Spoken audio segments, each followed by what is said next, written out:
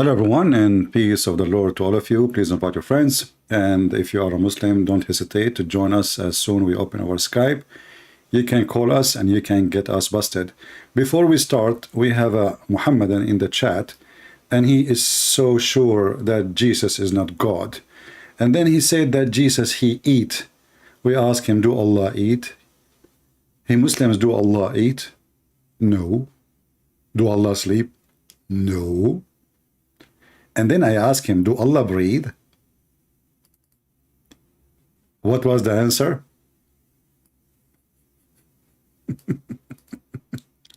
Who knows?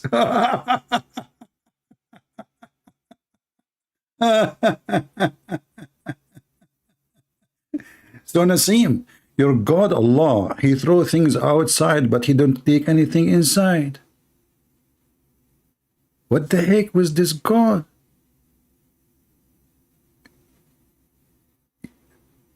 Your God Allah breathe, isn't you stupid? The Quran says we breathe into him, and Allah, he says we breathe into Mary, and we breathe into Adam, and now you do not know? Suddenly you do not know. Why? You lost your battery? Nasim, it's time to change your diaper. By the way, I think you are a victim of a breastfeeding for adult. This is why you think you are still a kid. So you do not know? So they have a God who there is things come out of him, but there's nothing go inside him. That's deep. That's so deep. If we ask the Abdul, Allah, he breathed from where? He will say to me, what? Who knows? Okay, what he breathed? Who knows? Why he breathed? Who knows? Potato. Hey, Muslims, you are talking to Christian Prince. I will wipe the floor with you when you try to insult Jesus. Just be careful. I mean, your God is the most stupid God ever. I mean, Allah have a throne. Do Allah sit in the throne? Who knows? How he sit in the throne? Who knows? Why even have a throne? Who knows? Why he, when Allah, he was not in the throne, where he was? Who knows? Okay, when he went to the throne, what he did? Who knows? And they knew everything about their God. And right away, they give you the answer, which is the perfect answer. Who knows?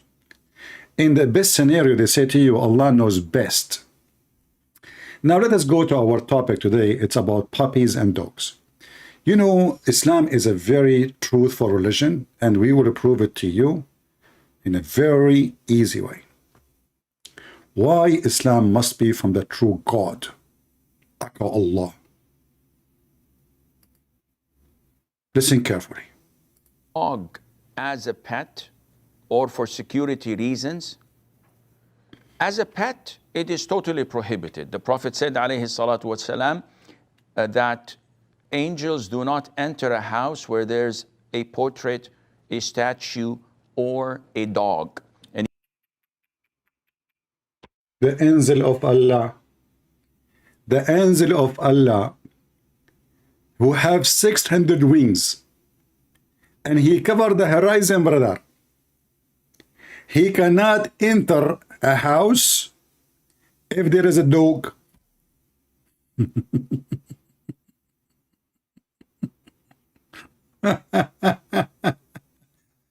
Muhammad, he was not receiving Quran for a long time. And the people, they start making fun of him, says, hey, Muhammad, what happened? Your God, he left you? Where is your Quran, man? Maybe it's more Quran so we can laugh. Muhammad, he had to come with excuse. So he told them there was a dog under his bed. In different story, it says that it was a dead dog. Dead. So Muhammad told them that if you have a dog at your home, the angels of Allah will not enter your home. And by the way, this is proven to be scientifically, because it's very well known that angels, they have a phobia from dogs. Oh, dog, you know, I cannot get him, please, Muslims. I mean, is your dog, the angel of Allah, are they like feminine or something? I mean, what? The angel of Allah, he don't enter a house, have a dog? Is he afraid? I mean, so Allah, angel, he come to the prophet house, and he saw a very aggressive house. Sorry, dog. Look at him. The angel, he said to Muhammad, sorry, I cannot enter. I cannot. Come on, angel, you have to give me the Quran. People are waiting. Sorry, I cannot. You know, I'm the angel of Allah. I have 600 wings. I'm so powerful. I can destroy armies, but I am not strong in front of dogs. They can kill me. They can kill me. Come on, Jibreel. Come on. Here. Come on. Listen. Dog is just. We give him a piece of bread. He will say, you know, he will like you. Just get it close. No. Please. Give me away. I cannot. So the angels of Allah, they cannot enter a house because there is a dog. What the heck is that? I mean, this is wisdom. This is what they call it, wiz and dumb. So the guy is asking, you know, can I have a dog? Answer is no. Prophet of Allah says no. You know, angels, do you want angels to go to your house? If you want, if you want angels to come to your house to bring you the pizza delivery of the Quran, brother. You know, by the way, Muslims, are you saying to me, if I have a dog, then the angel of death, he cannot come and take my spirit? We found it. Guys, just get a dog at home.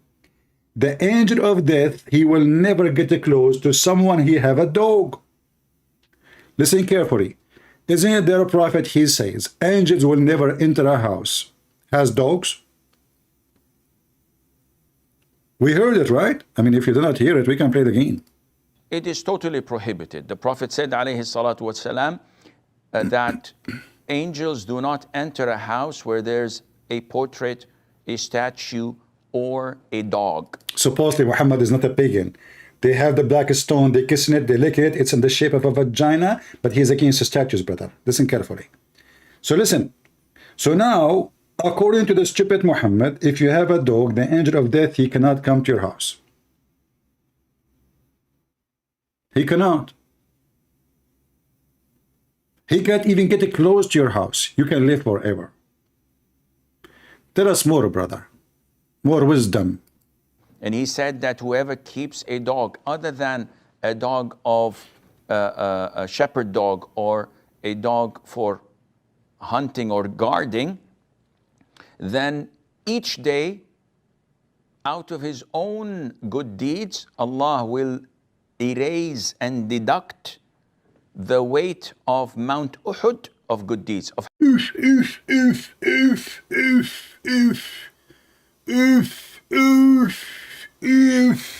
You know, Muhammad, he don't lie and he don't exaggerate. Listen carefully. For every day, brother, you keep a dog. Do you know what Allah will do to you? Do you have an idea what Allah would do to you? Okay, I will tell you what Allah would do to you. Do you know the mountain of Uhud, brother? Allah will take the weight of a mountain of Uhud from your deed. Hey, Abdul, how much deed you have and how many kilos you have?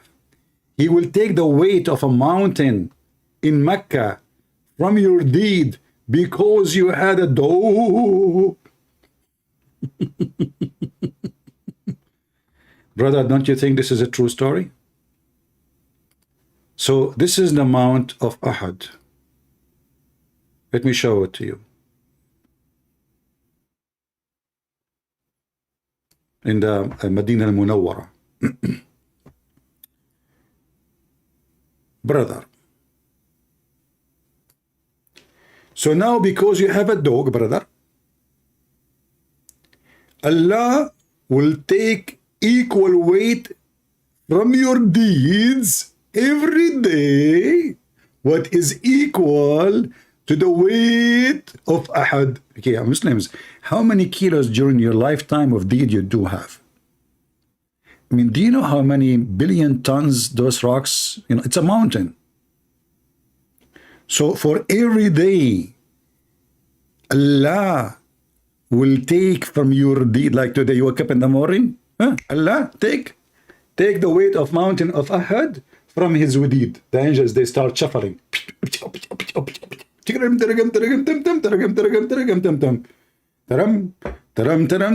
hold on. We need to do and rotate. Para, take para. Para.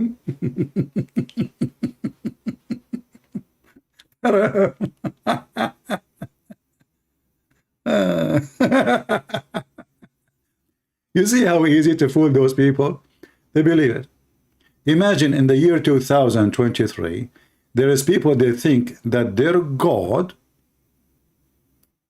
he is anti-dogs, and dogs are very bad. To the point, this God, param, he have a phobia, param, you know, param. He have a phobia from those dogs. So because you have a dog in your home, brother, for every day, you wake up in the morning, Allah will call the bank of deeds. Hello? Nobody's answering. Oh, it's ringing. Okay, now, customer service. This is Dr. Zakir Naik. I'm with you. Hey, Zakir Naik, you're working in the bank of deeds? Exactly. How can I help you? Hey, Zakir Naik, can you check for me how much deed I have, how many kilos? First of all, give me your name, Christian Prince. First of all, you have zero deed. In fact, you have minus billion kilogram of deed. Zakir Naik, I have a what? Billion minus the kilograms of deed? Exactly. Zakir Naik, come on, do something. Can you like move some deed from Prophet Muhammad, put it in my account? I mean, nobody knows, man, in the computer. Just take from the deed of Muhammad. He have a lot. Take some deed from Prophet Muhammad and put it on my deed. Can't you do that? I will give you some. Christian Prince, first of all, we Muslim, we don't take bribe. Are you sure? Okay, Christian Prince. First of all, if you can provide me unlimited supply of camel urine, I will do it for you. You don't take a bribe, but you take camel urine. Exactly. Okay, listen. So now, after you move those deeds to my account, and if I have a dog, what will happen? Christian Prince, I warn you, Allah will take from your deed and He will give it to me. He can give it to you. Why to you? I mean, what's wrong with you? Very simple. Because I'm a decent man. But you are the one who stole the deed from the Prophet. Muhammad gave it to me. How you are decent? Christian Prince, after I stole them from you, I kissed the black stone and Allah forgive your sin. After you stole it from Prophet Muhammad, give it to me. You kissed the black stone and your sin is forgiven. Okay. So what about you put a dog at your home and, you know, at the end of your life, you go and kiss the black stone. Allah will put all the deed back? Christian Prince, first of all, it's legal. So what legal? What are you talking about? I mean, you just said you stole and you kissed the black stone. Allah erase your sin. Okay, if having a dog is a sin, well, I kissed the black stone and your sin is erased. Christian Prince, it doesn't work this way. It doesn't work this way, CP. So this is how stupid this religion. And now this guy, he will tell you actually a true story. Listen. Hunting or guarding, then each day, out of his own good deeds, Allah will erase and deduct the weight of Mount Uhud of good deeds, of hasanat. Deduct. A friend of mine, a relative actually. No way. Who has a chihuahua. You are serious. And so many times our relatives tried to give him advice and he said, "No, it's cute, it's lovely." Stupid. He don't listen. I mean, he is a Muslim and he is a relative and he have chihuahua. Guys, can you believe such a crime committed in Saudi Arabia? He's a Muslim. He live in Saudi Arabia. Even this guy is not a Saudi. But he have a chihuahua. And all the Muslims in the community advise him, brother, you cannot do that. Brother, haram. Brother, come on, don't do that. Brother, what happened to him after he had the chihuahua? Did Allah send him to hell? Our relatives tried to give him advice and he said, "No, it's cute, it's lovely, it's this, it's that." So I said to him, "Listen, do you have enough good deeds every single day that would equal Mount Uhud in Hasanat? He said, not even 1/10 of that. I said to him, then in this case, you're in debt. Because every day this is being erased and deducted from your good deeds. And this, my friend, means that you're in real deep trouble. Oh boy. So this is not permissible. Now, Guys, imagine you are a Muslim. You pray to Allah, you chop your penis. You hate the Christian, you hate the Jews. You want to attack the Hindus. I mean, you do everything a Muslim he do. You do breastfeeding for adult. You know, you drink the piss of the camel because it's clean.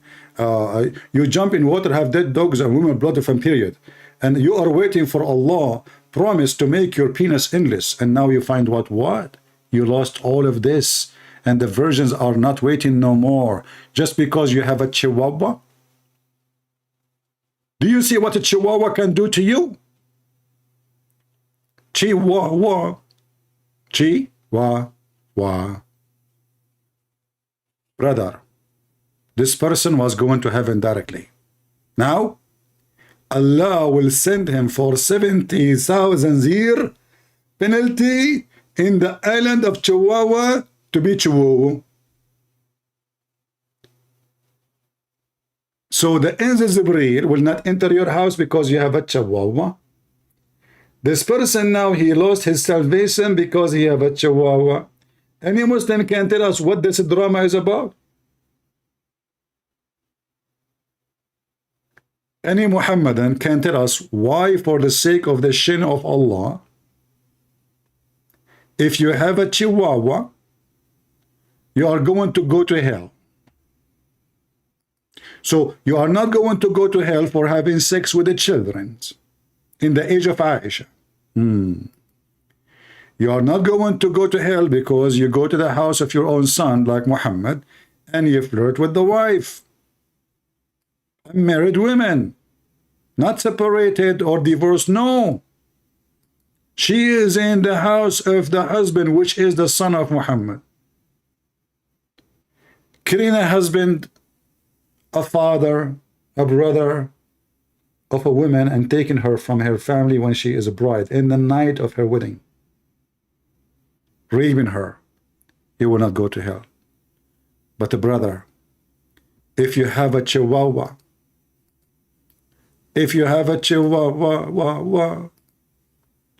can you imagine what will happen to you? Chihuahua. Chihuahua. Woo, wee, wee. Listen. And today, I found an article about a Muslim Indonesian USTADZ, which means he's a sheikh, you know, he's a sheikh. He's a sheikh, but his beard is not growing because there's no fertilizer in the corner. So this sheikh, brother, Indonesian sheikh, may Allah bless his Chihuahua, he was telling people about things he did in his life and he is proud of it. Here it says, Jakarta, a lecturer, USTADZ Yahya Waloni,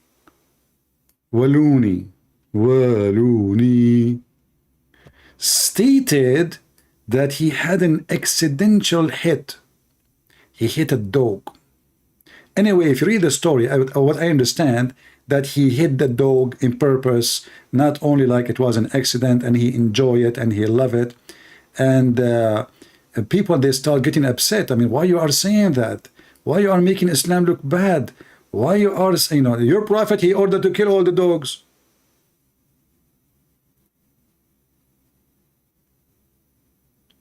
He appeared to be giving a lecturer when he suddenly told me that he had accidentally hit a dog in commuting district. And then he continued here saying, the atrocity occurred when Yahya Waloni was leaving the lecturer location. He was driving in his own vehicle. Suddenly, he saw a dog, which he immediately crushed into a limb.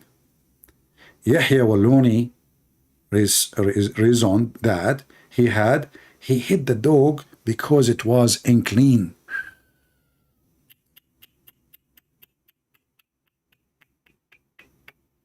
Man, see, he killed the dog, brother, because the dog is unclean. Islam is a religion of mercy. I also hit the dog. I don't know whose. He limped his leg. I still break the goat. But I saw a dog unclean. I shot the one in the front, he said.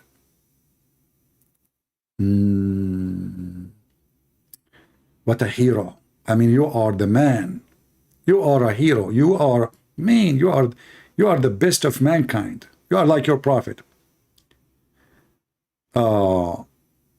Anyway, so the funny is, when you read the article, I find it not only, I mean, I'm used to those things. Muslims, they believe in killing dogs. Muhammad, he forbade dogs to live in Medina and Mecca. So if they see a dog in Mecca or Medina, or they will kill it immediately. Immediately. No matter what, a dog will be killed immediately. There's 0 dogs in the city of Medina or Mecca. This is how filthy Islam is. Anti-humane. Because, you know, killing dogs is anti-humane. You see, if there is a dog, is vicious, you know, which, you know, like even a human, if he is vicious, he is a criminal, we put him in jail. If he is a criminal, he killed, there's execution, correct? So you don't treat a dog just because he's a dog in a very ugly, disgusting way. You have no reason.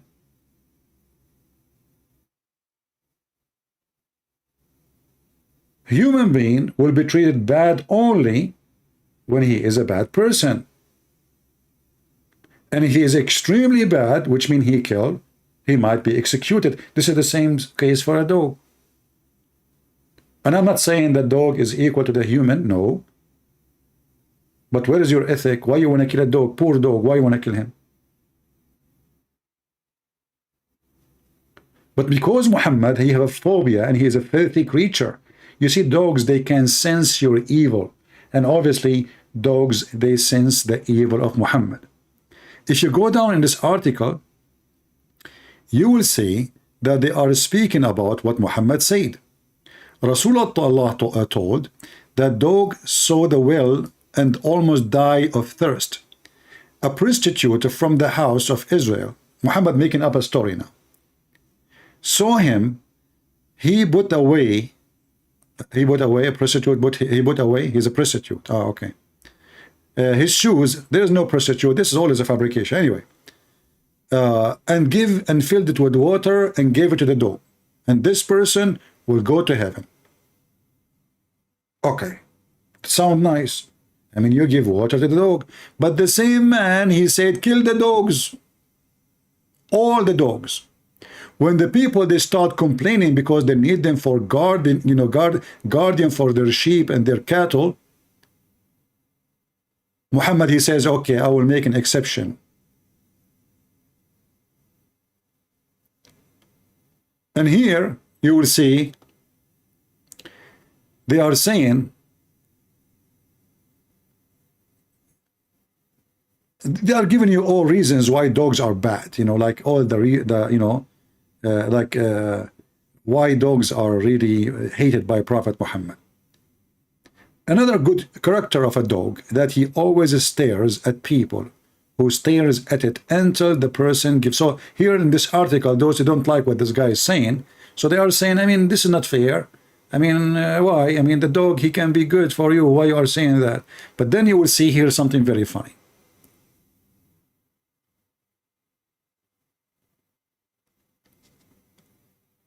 Meanwhile, now the revelation has been cut off because the Prophet Muhammad has died.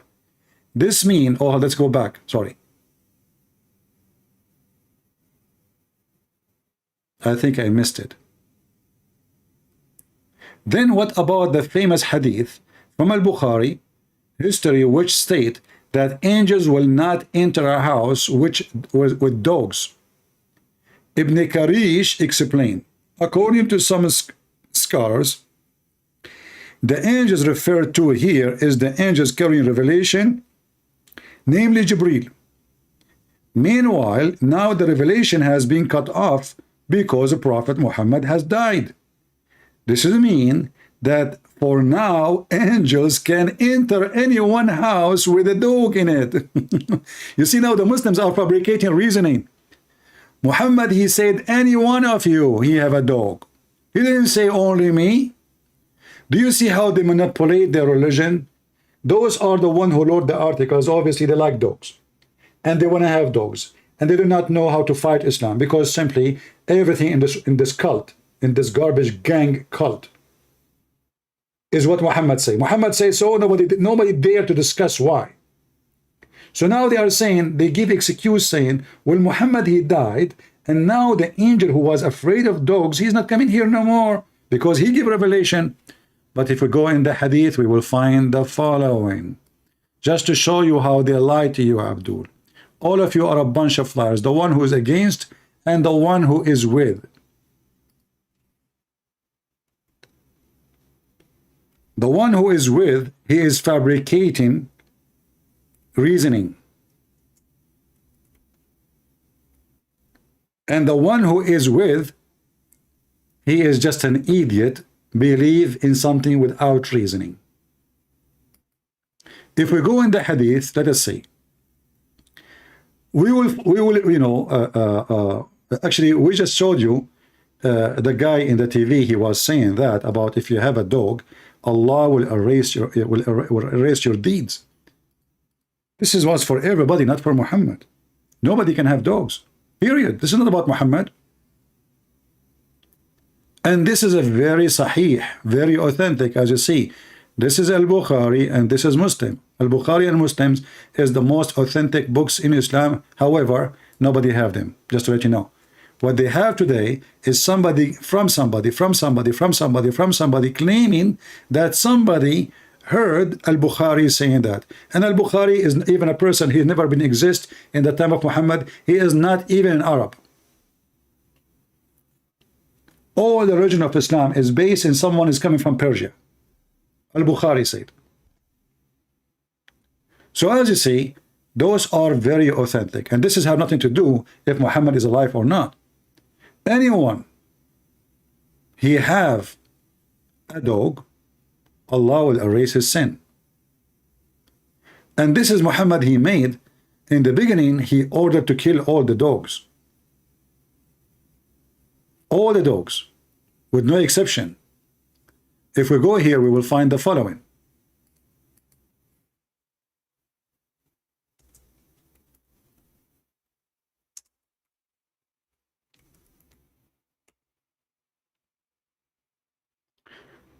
I heard Allah Messenger, police be upon him, commanding killing of dogs and the killing of a striped and short-tailed snake. All dogs. When people they start complaining, Muhammad he gave an exception. And because he's a racist, look, this hadith is no translation for it. Muhammad he said, kill of it every, especially of dogs, every total black dog and every black animal. Kullu aswadin bahim. If you see an animal, any animal, he is totally black, this animal is totally black, you have to kill it immediately. Any animal. And you will notice here it says, kill all the dogs. When Muhammad he command to kill all the dogs, and people they have revolutionary against his order because people they need it. I mean, remember those ordinary people live in the desert. There's wolves, there is hyena, there is all kind of beast. Dogs is a necessity. It's not like today you have a little dog just to play with it. You are living in the desert inside your tent and you are asleep. Who is your guardian? A dog. And the irony is that this filthy scumbag Muhammad, who, he claimed that black dogs are the devil, as we see in different hadith. They ask him, why we need to kill the black one specifically? I mean, what is special about it? He said the black dog is the devil. And that because Muhammad is a very filthy racist. As he said in the Quran, in the judgment day, all those who don't believe in Allah and Muhammad, Allah will make them black, including, which means the human. But those who they are black already, according to Islam, they are cursed, including animals. When they ask Muhammad, what is specific about the black dog? Why it is the one will make your prayer really bad? He said the black dog is the devil. A Muslim, he asked Muhammad, the fake prophet, saying to him, a man he asked actually, Abu Dharr. Abu Dharr is one of the very well-known companion of Muhammad, the father of the ants. They said to him, what distinguish the black dog from red dog or yellow dog?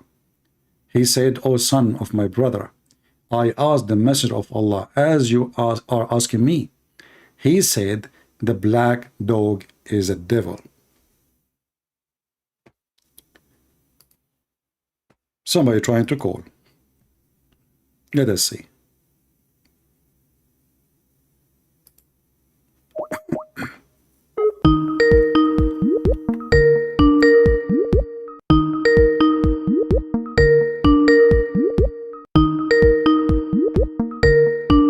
You see, sometimes we mute the microphone for a speaker until they answer, and then sometimes we forget to unmute. But this Skype is really annoying, and now he's not answering. See, all this time we are waiting, this person not answering. All right. I will try to call him again in a few minutes. So as you see, this person cannot be from God. Dogs are like any animals. In fact, dogs, they can help a lot of people.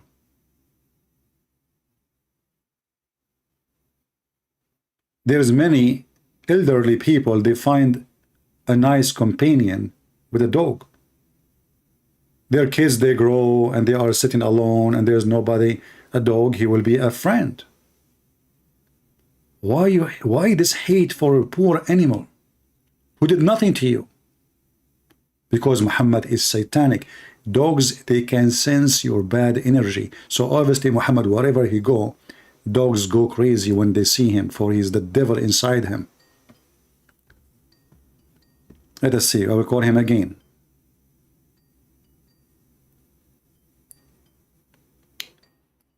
Don't try to call me. The one is calling me. Don't call. I will call you.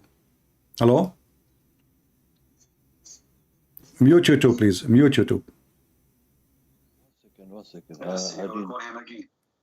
Yeah, 1 second. I mean, can you hear me? I hear you. Okay. So you said to me I couldn't make it last time. I don't remember you. You spoke to me before? No. Only on message. I asked you if I could join without revealing my name. Okay, no problem. And is not. I know that you want only Muslims to call you, but I ask you because I have been, approached by Muslim people like they are like preaching to me, and I'm very ignorant about the Islamic religion. So are you a Muslim or not? Not yet, but I was curious, and before I make a decision, I wanted to ask you a few questions. No, I want you to convert first, and then you call me. No, come on, man. No, I want you to convert first. Don't waste my time, you see? Because I want you to get a long penis, and I want you to have to hate dogs, and then you beat your wife, and then listen, I want you to be a better person. You know, to be a better person, you convert to Islam, because I mean it doesn't make any sense to me. So did not make decision yet. And why you did not make decision? I mean, after what you hear here, you did not make decision. Listen. Everything I say is on the screen. You do not need to ask me specific question to make decision. Let me make, no, hold on.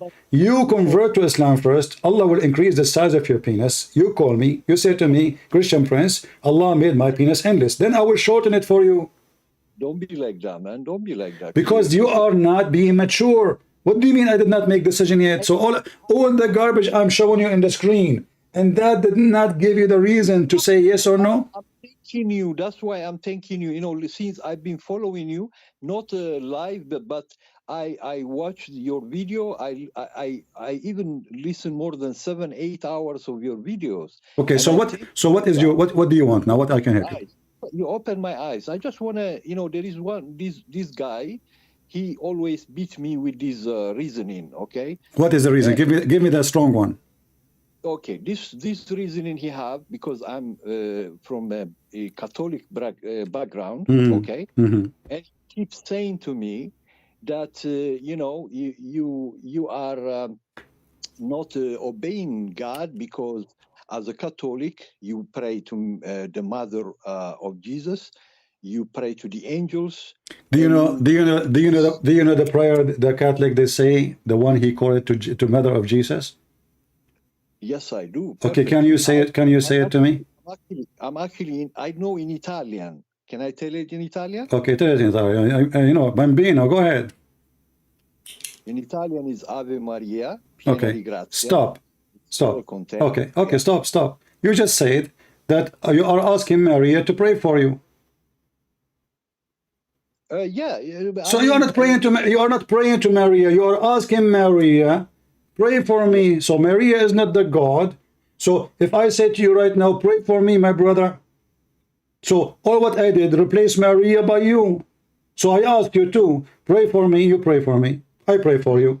So what's wrong with that? So this is number one lie. This is not a good reasoning. This is a stupid reasoning. First, when Abdul he speak to you, give him a screwdriver, the one he just handed you. You say to him, so are you saying, if I ask Maria to pray for me, I am being pagan? You Muslims, you ask Allah to pray for Muhammad. Who is the pagan? Allah, he pray for Muhammad. Maria is one of the best of a human being ever exists in this earth. Even the stupid Quran says so. So all what we are saying, pray for me. That's all.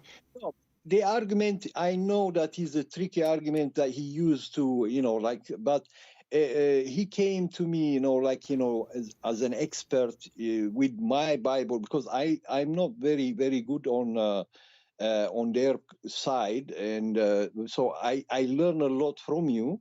But I know the Bible. I read the Bible because since I was a child, I did.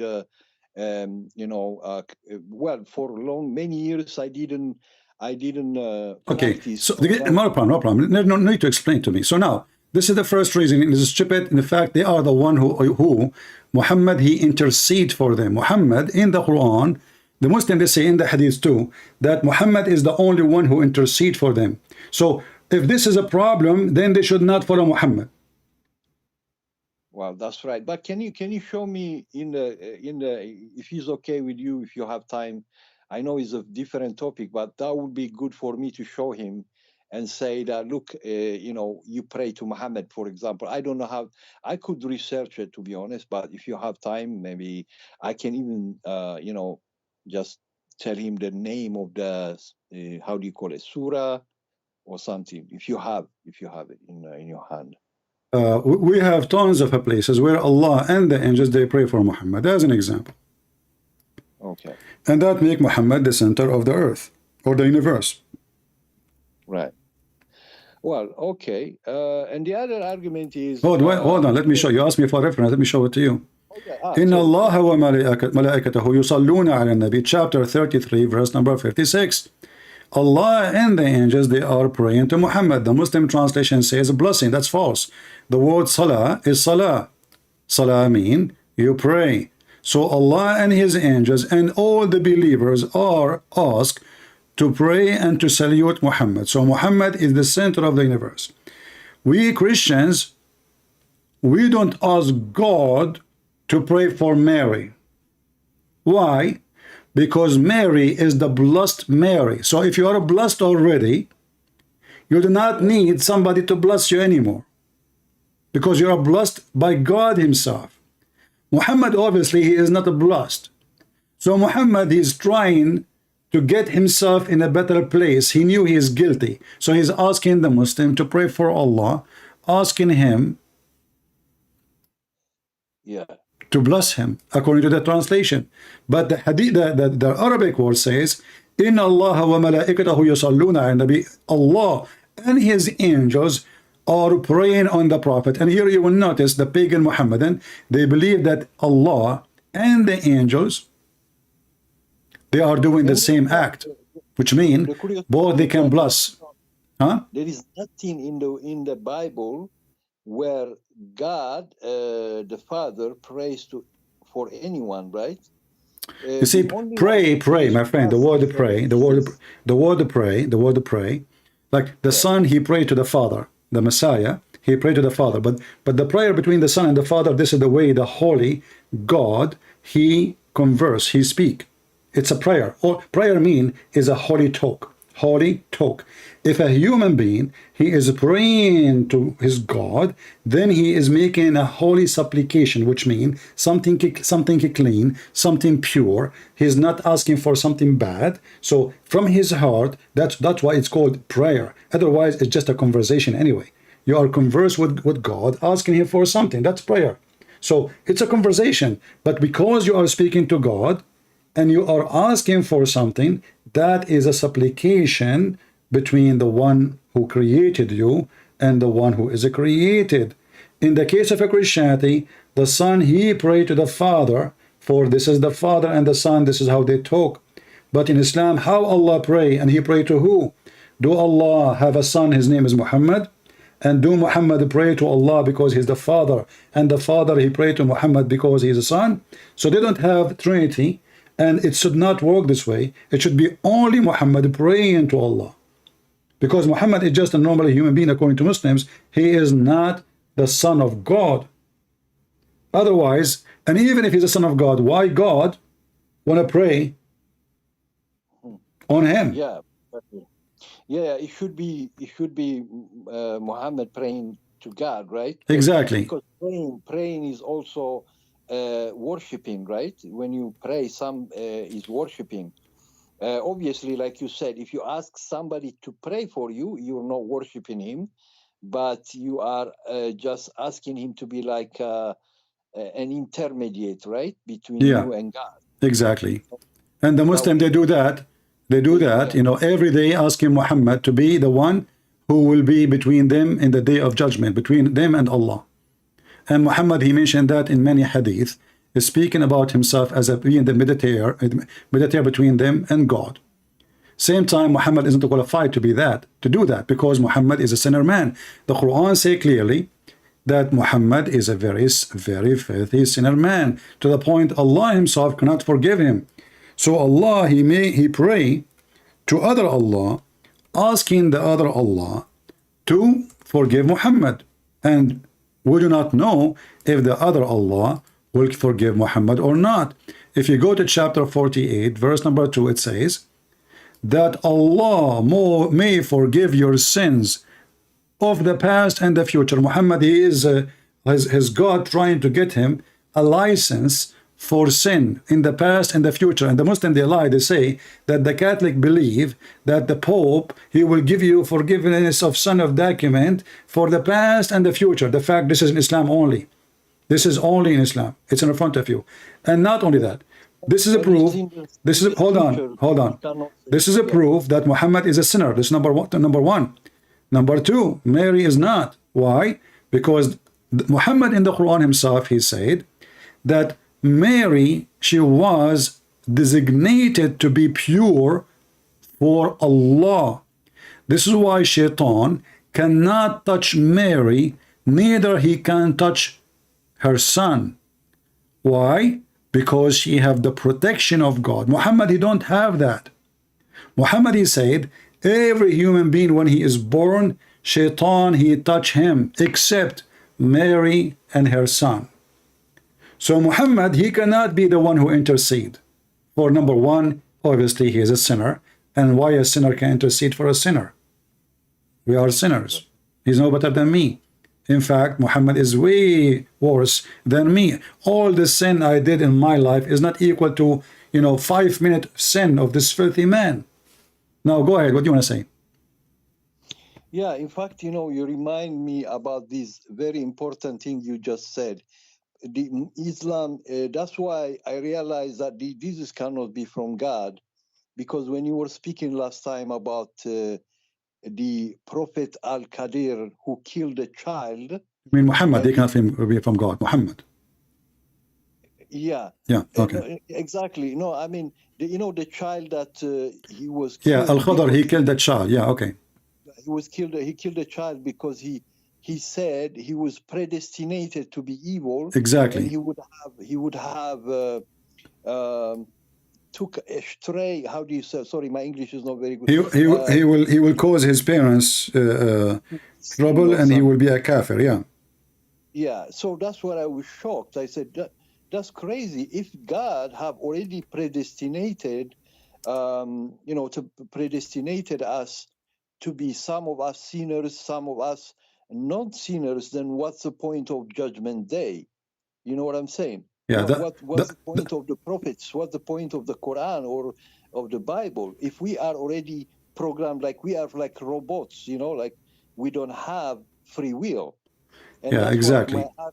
I argue with this guy for, I don't know, for probably 3-4 days regarding this matter until he just stopped texting me now. Why you don't ask him to come and call me? I told him, he said, no, I don't want to speak with that guy, man. He's just full of stuff like that. I said, well, you know what, just talk to him and reason with him. And, if you are looking for the truth, you don't All have right. to be. Any other question, my friend, so we can continue our topic? Yeah. One more question is, the other argument is because, how do you call it?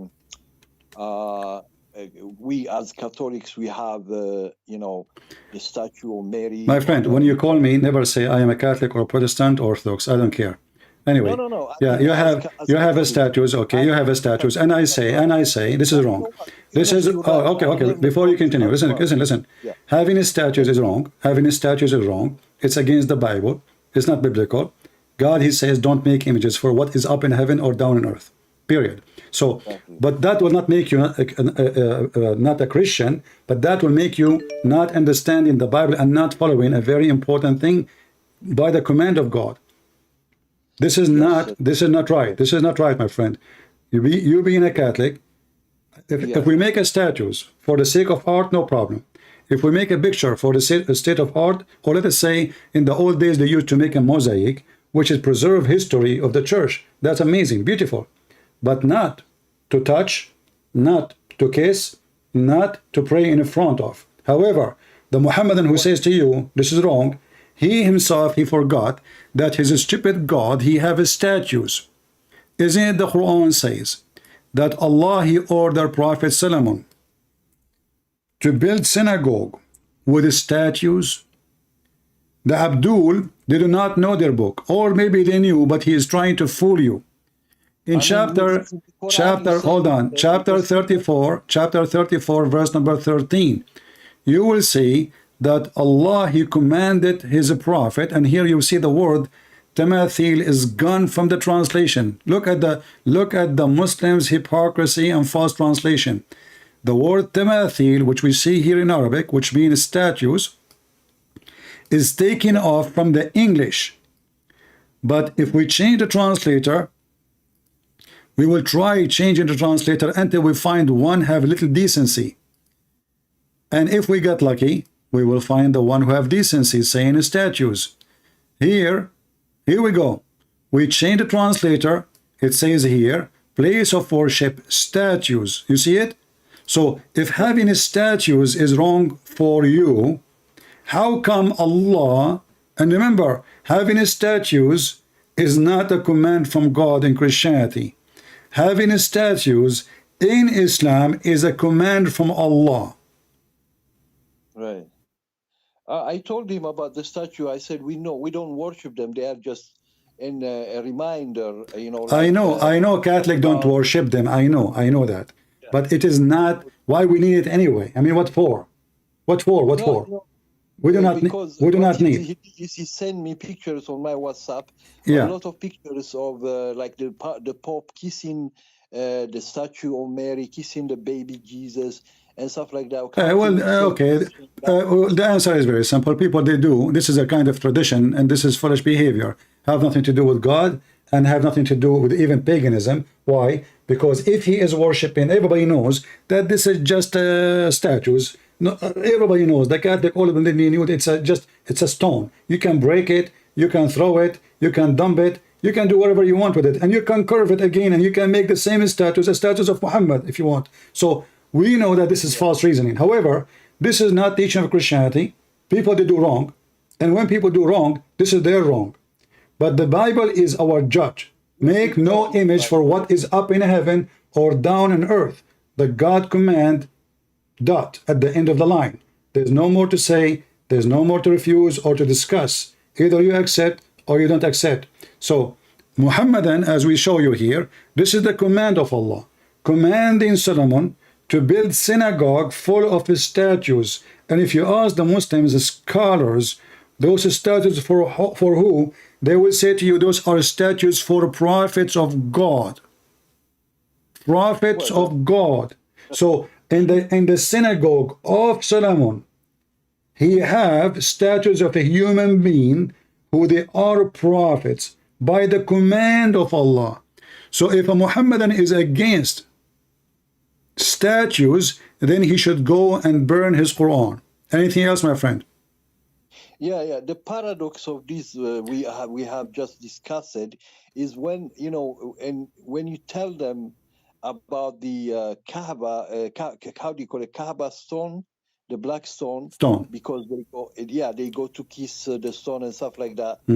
They react at the same way as as we Christians react regarding our statues. No, the different is nobody told you, not Jesus, not the disciple, to make statues, and nobody told you to kiss them. But Muhammad himself, he kissed the black stone. So there is a huge difference between nobody says that to me, but a prophet says that to me, and their prophet is the one who kissed black stone. Exactly. Yes. All right. Yes, Thank you, my friend, for calling.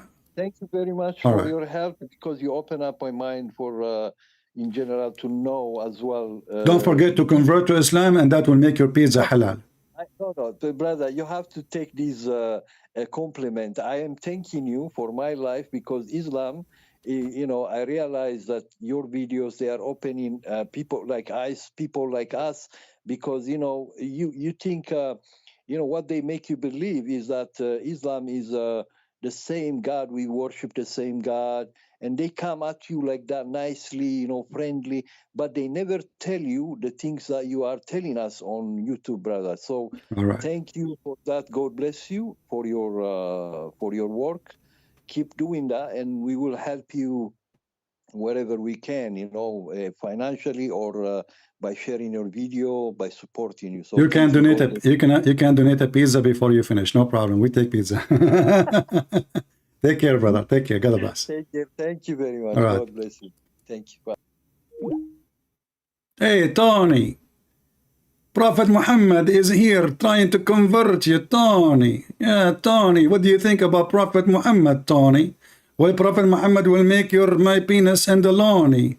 Oh, Prophet of Allah, you will make it how many meters? Please tell me.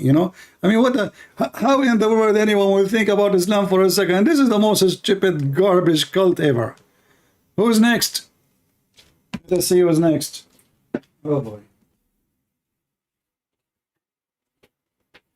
Oof.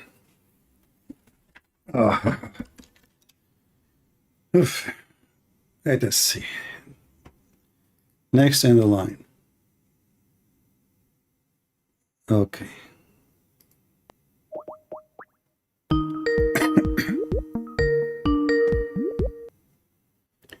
Hello. Oh, hello, Christian Prince. Thank you for calling me. I don't want to waste your time. So, I wanted to thank you too for opening our eyes. I was born a Muslim.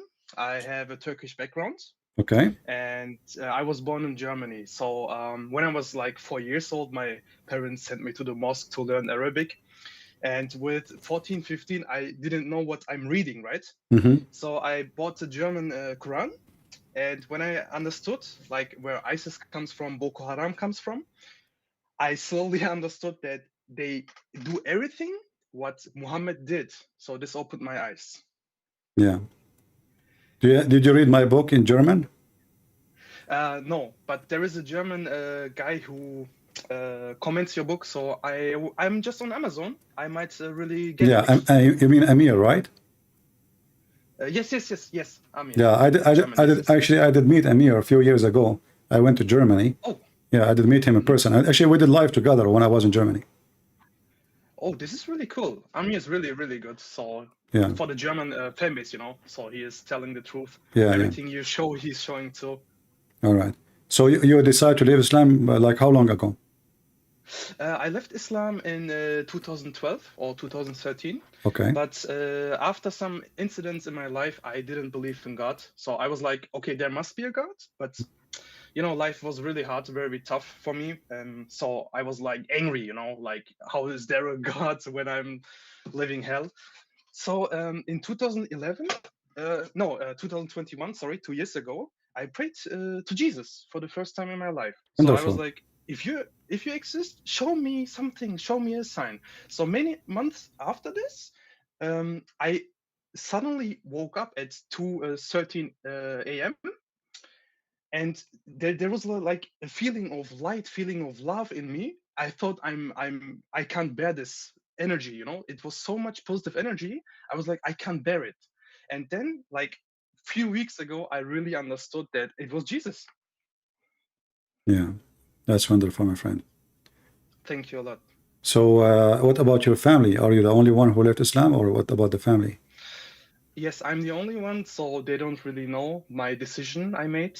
I'm actually really scared. Even like I'm 27 years old, and my family, I think many people of my family and many friends, they don't really practice Islam. They don't know the hadiths, they don't know the wars, the killings, they know nothing. So everyone is really brainwashed. I understood this, and I'm the only one who left it. Yes. Well, share my videos with them, maybe if you get my book, you can share it with them too. Let them see the truth. I really want to help my mom because she's 60 years old now. She's getting older. And I am very worried about her because she never found help in Islam. And there were times where she really said, there is no God. I don't believe that, she didn't find any peace and love in Islam.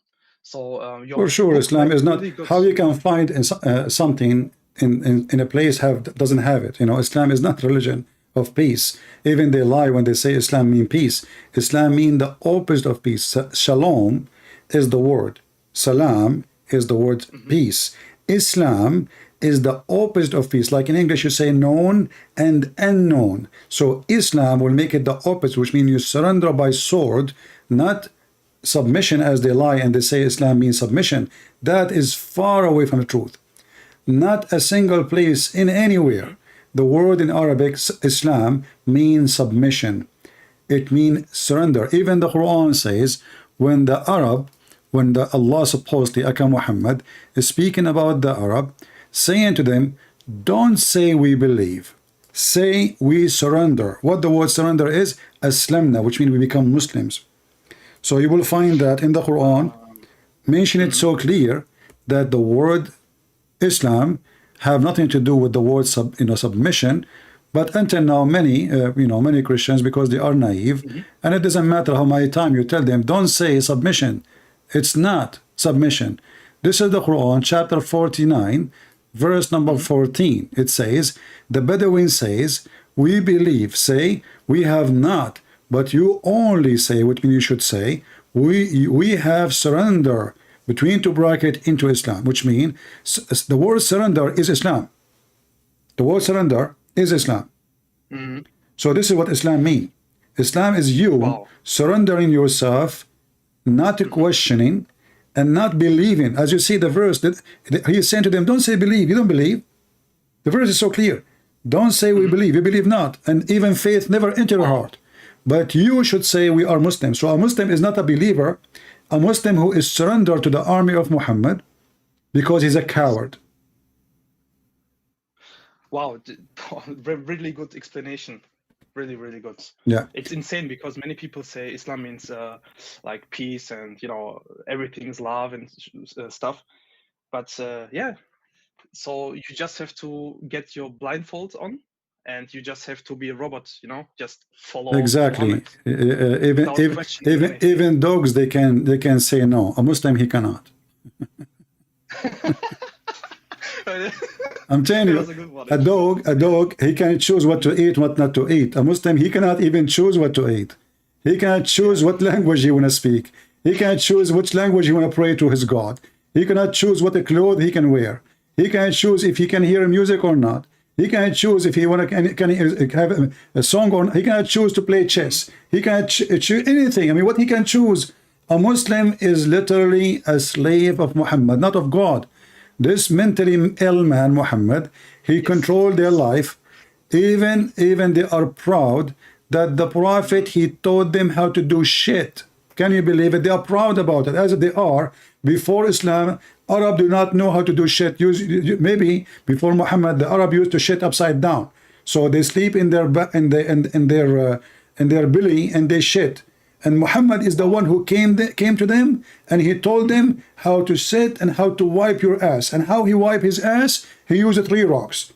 Before, the Arab don't know that. Okay. Yeah. Wow. Crazy religion, crazy cult. Yeah, anyway, my it's really friend. crazy. And I remember there was a hadith where someone came to Muhammad and told him, like, my brother has a stomach pain. And Muhammad told him to drink honey.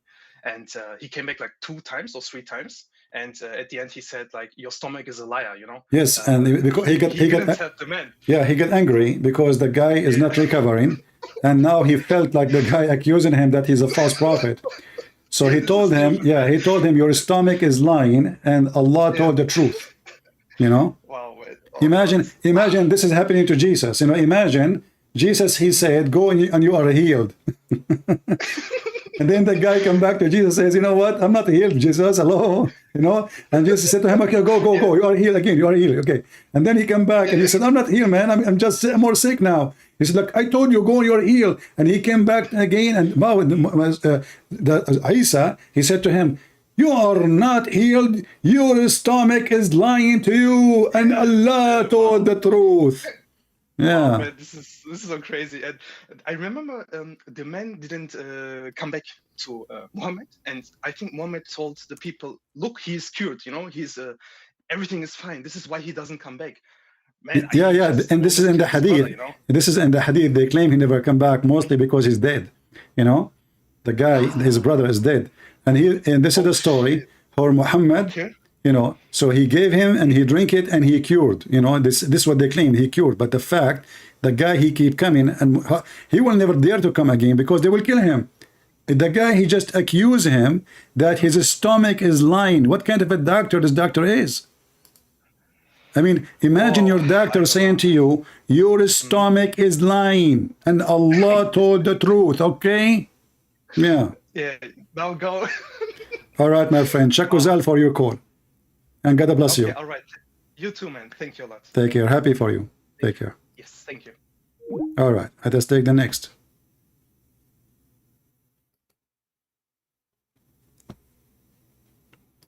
Let us take this as a real Abdul now.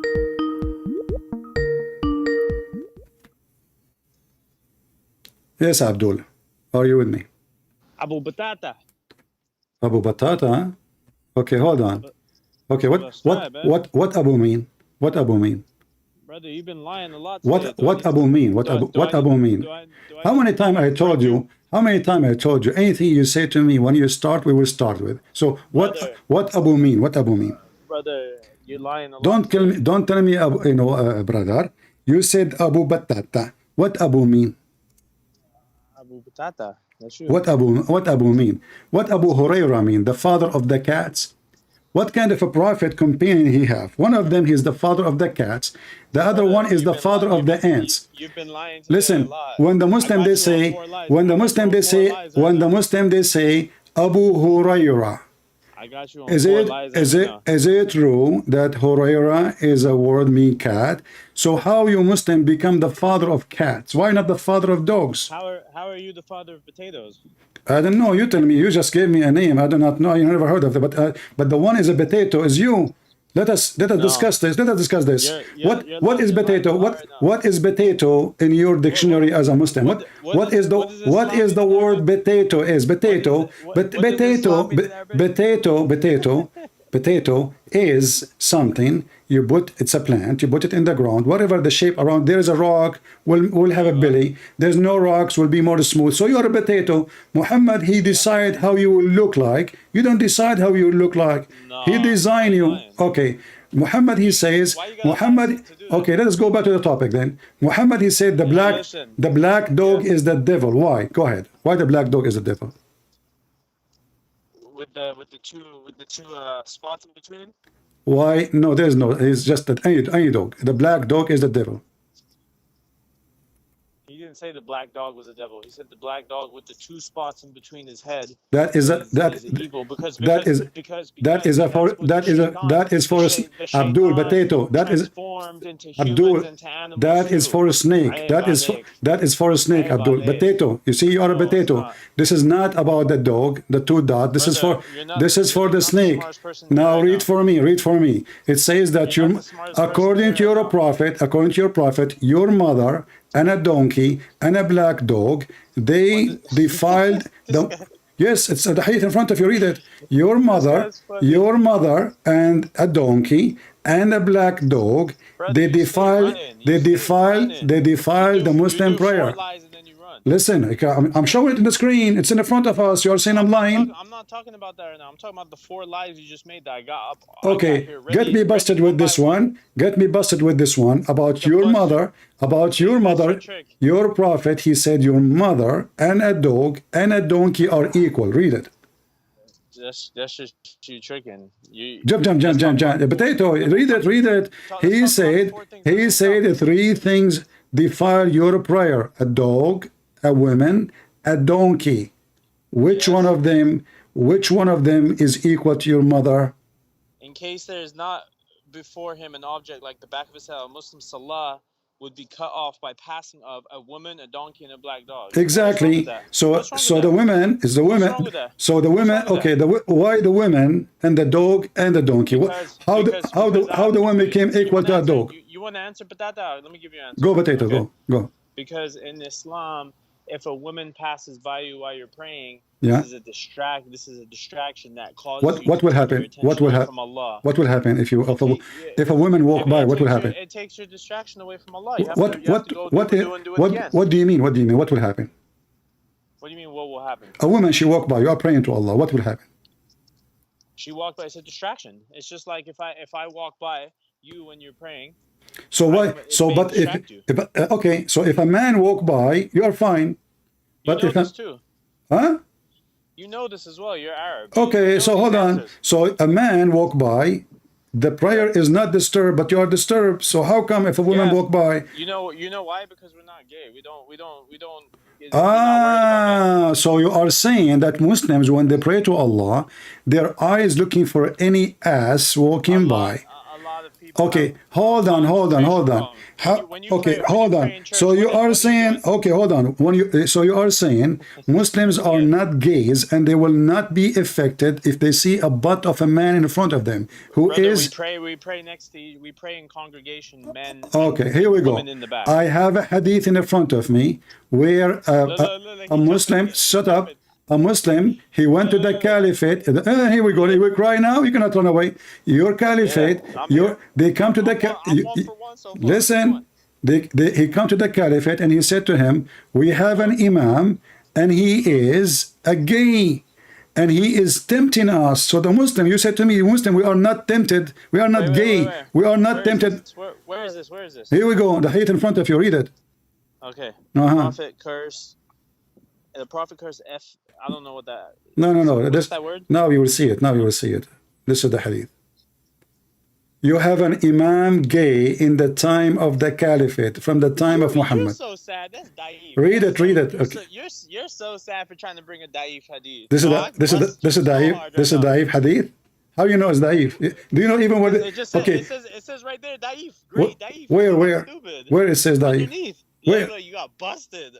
Where it says daif and underneath? Where it says? Where? It says daif Darussalam. It says daif. It says daif there. If one man says to another, "Oh, effing one," this one, right? No, I went to Uthman ibn Affan while he was besigned and said to him. Oh, hold on. I just pushed the page more. You had a daif one up. Hold on. This is a new one. Yeah. Okay, hold on.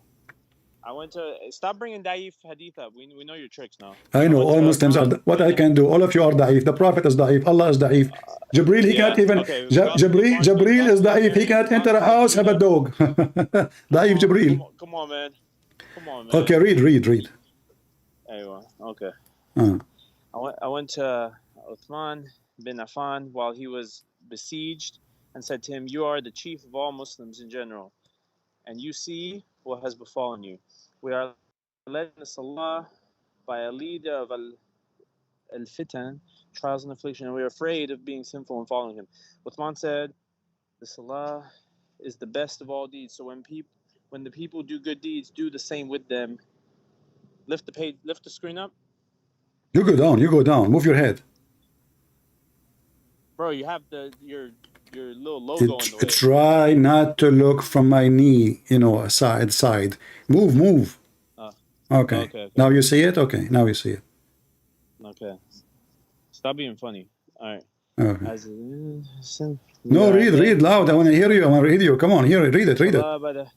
Okay, I'll teach you English. Right? And we are afraid of being sinful and following him. Uthman said, "The prayers is the best of all deeds. When the people do good deeds, do the same with them. And when they do bad deeds, avoid those bad deeds." What's wrong with that? Continue. What's wrong with you? Continue. Azuri said, "In our opinion, one should not offer salah." Push the screen.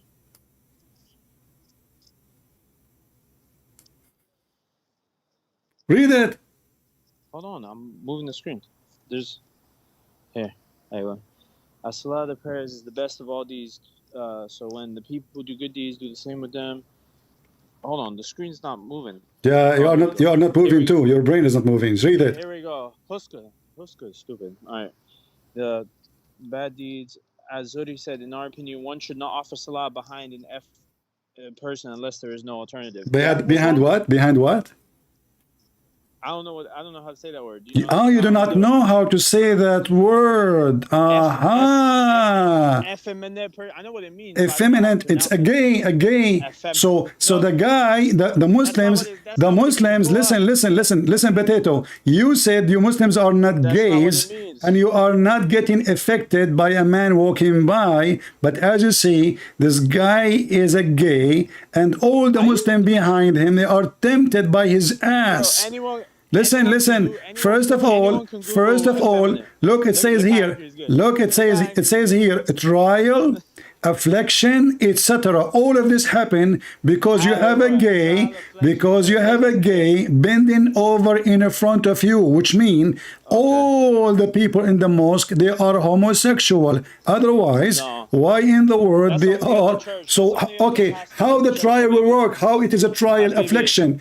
How the trial will work? The guy, he's a gay, and he is your imam. And why the caliphate is saying to them, pray behind him still? He just told him he's a gay. That's not what they're saying. Let me explain. It says that in Arabic. It says mukhannath, al-mukhannath. It says brother, that the thing says some people think that if somebody's known as a bad person, that they shouldn't pray behind this person. Where it Another says person where it said, says a bad person. In fact, they, your caliphate, he said, when people do good deed, do as they do and avoid the bad deed. So the guy is an imam. He is the imam of the mosque, and he is a homosexual. it doesn't say he's homosexual. It says, okay, what effeminate mean? What effeminate mean? Brother, effeminate. Okay, I have it on Google right here. Okay, Google it. Google it. Having characteristics and ways of behaving traditionally associated with women and regarded as inappropriate. Okay, so when he talked like a girl. He walked like a girl, and he moved like a girl. Is that correct? So he's a fruitcake. Okay, we got it. So now the imam is a person who talk like a girl. He act like a girl. He dressed like a girl. He have a makeup like a girl, and he is not a gay for you. So no, the question is, it is you. It is you who debunk yourself, because I ask you why the dog and the why the black dog and the donkey and the women. You said to me, the man, if he walk by, we get disturbed because we are not gays. You are the one who mentioned gays, not me. You forgot. Number two. You know, who is the caliphate? The one is called Al-Madhoon. You know, there is a website, it's called the Shia website, Shia Pan. Go and see. Don't tell me about Shia. Don't tell me about Okay, don't go there. Go to my book, Sex and Allah, and see all the family of Muhammad. All the family of Muhammad are homosexual. Listen, do you kiss a man down his belly in Islamic tradition? Do you kiss a man down? I mean, you lived with Arabs, no? You tell me. Kiss a man? Well, I am asking you, do you kiss a man as a Muslim? No, we don't. I mean, we don't kiss. I've never kissed a man. What about kissing him down? What about kissing him down his belly? What about kissing him down his belly? Kissing him down his belly. Oh, I know what Sunnah. I know what you're talking about. You know, that's a specific situation for a prophet. It's specific situation. So the prophet, he start playing foreplay with the guy who is a gay, and he was rubbing his back with his chest. Listen. He was rubbing his back with his chest, and the man was topless. And then the prophet, the man, he said to the prophet, this is not fair. I am topless, you are not. So the prophet, he lift up his t-shirt, his shirt, and now both of them, they are naked. And the man embraced him and began to kiss his side. In fact, it says his belly. Okay, and he said, prophet, this is what I wanted.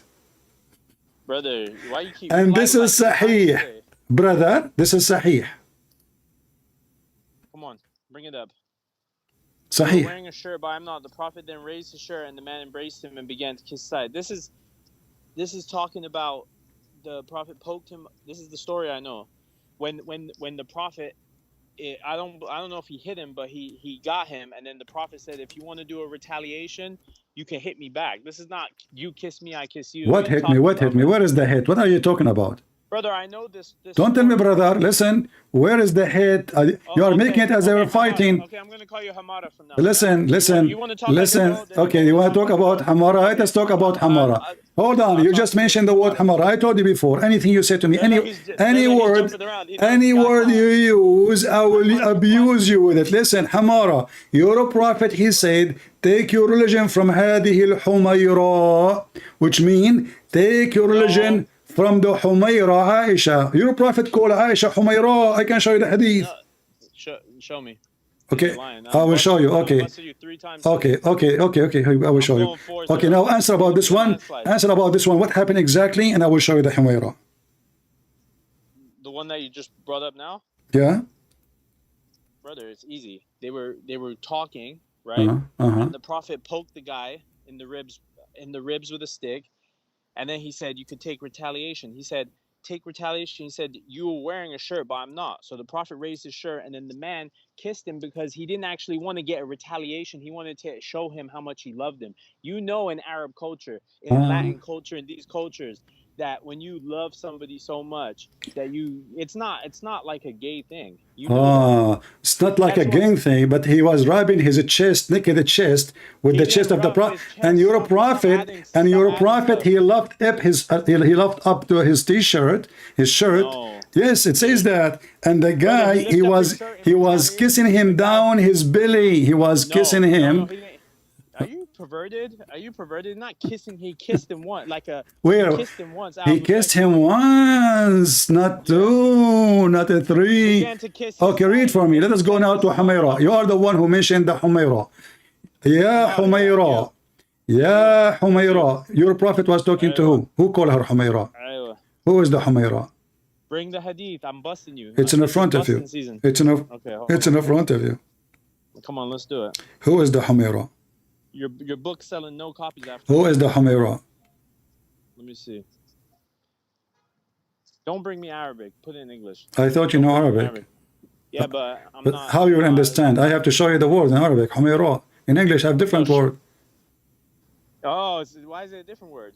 Because you Muslims are, okay. Aren't you? Oh, Okay, when you spoke to me, aren't you the one who used Arabic word when you call me name? So I'm showing you the same word. So now you are saying to me, you can call it, but you cannot read it. Donkey. Like your prophet. Your prophet do not know how to read his name. Just go. Let your dad call me. I told you many times. If you want to call me, let your parents call you. Don't call me alone. You know? Potato. Do we have any sheikh here? You're a prophet. He called Aisha Humayra. Go. Don't call me. I told you, I want your parents. Don't call me alone.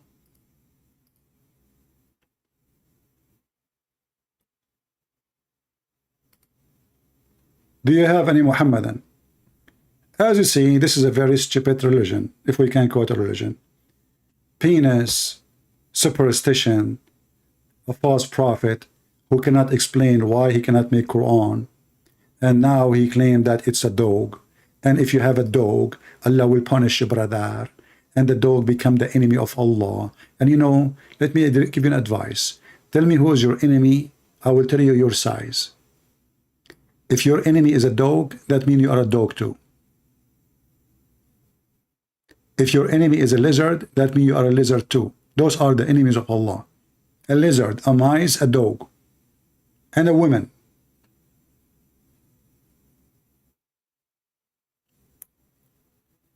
Imagine Putin, he go and he make a speech, he wage war against dog.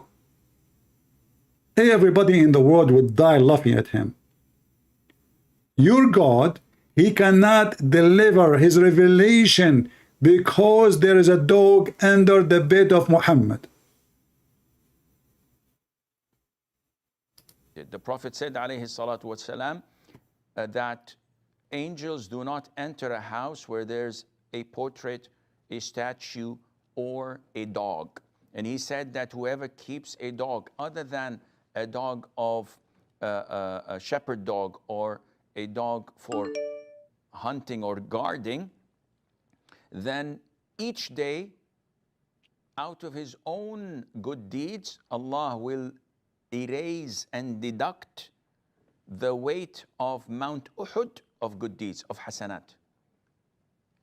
A friend of mine, a relative actually, has a chihuahua in his house. Brother, can you believe how a chihuahua can destroy your life, brother?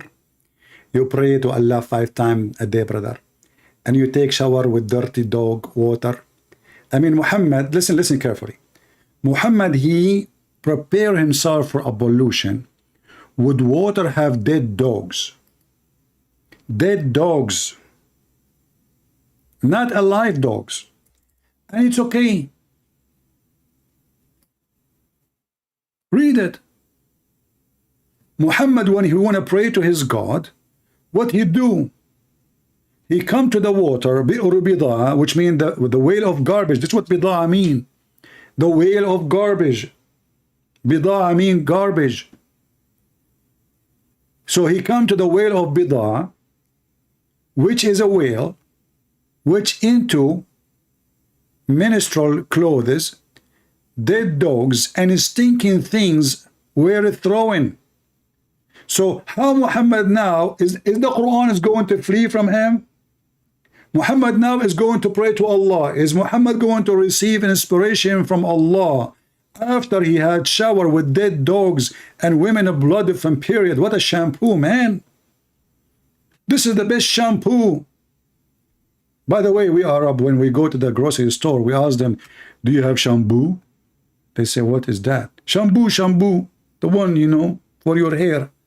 Ah, shampoo. No shampoo. I don't want shampoo. Shampoo, please don't give me something wrong.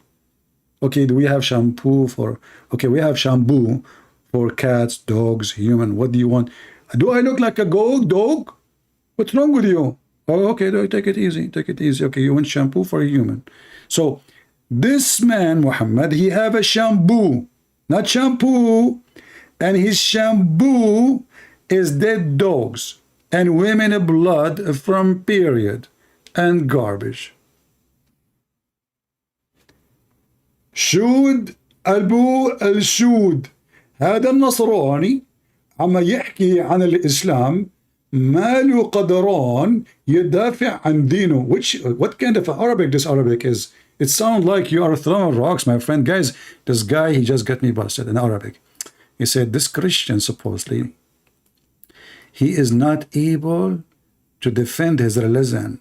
So he's talking about Islam. Just to show you how stupid you are. يا حمار. وفقا لكلامك أنت من يهاجم دين الآخر لا يستطيع أن يدافع عن دينه. هذا يعني أن رسولك حمار.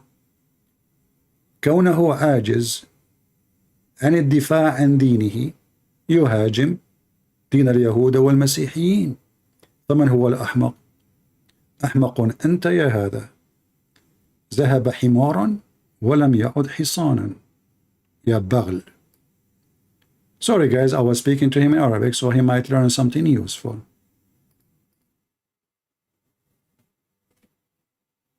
So guys, the one who attack other religion, he cannot defend his religion, but this is what Islam is about.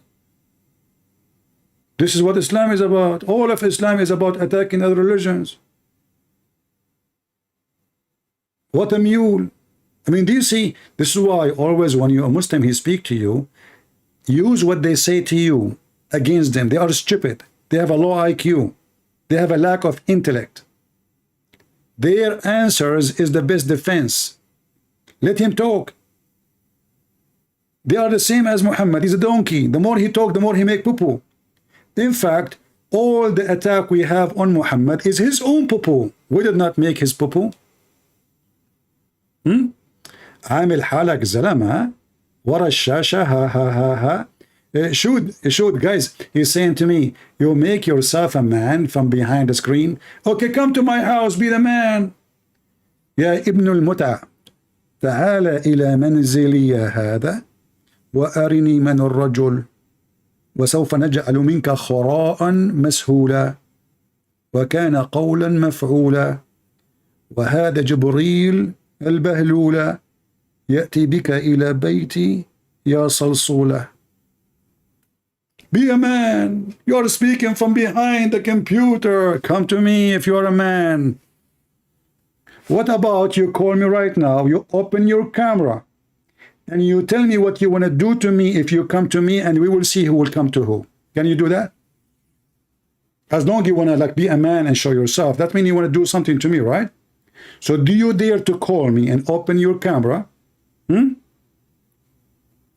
صالوك هل تجرؤ يا هذا أن تتصل بي على سكايب وتفتح الكاميرا وتهددني إن كنت رجلا؟ أنت صالوك. أنت صالوك ومجعلوك جبان. إن كنت رجل هددني على الكاميرا. يلا تعال تعال تعال تعال يا صالوك. You will never dare because you're a potato. Open your camera, call me in Skype and make a threat to me. Do you dare? And then let us see who will come to who. بطاطا.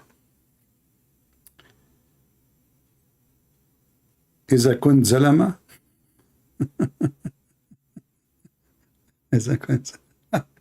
You know, the real man is Muhammad, who asked Ali to sleep in his bed so he can run away.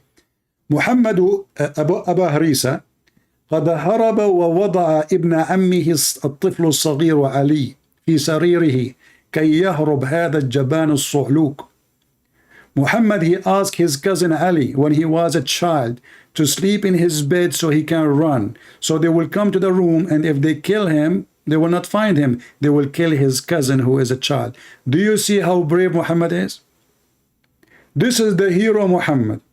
The hero Muhammad, الجبان محمد, هرب إلى ملك المسيحيين في أثيوبيا وسجد أمامه هذا الصعلوك طالبا النجدة. أغيثوني أغيثوني من المسيحيين. لولا المسيحيين لمات محمد صعلوكا مهان. It was the Christians who made a big mistake, the Christian and the Jews, who made a big mistake by protecting such a filthy man. He went to the king of Ethiopia to give him protection. He bowed down in front of him, and he asked for refugee, and he gave him refuge. Big mistake.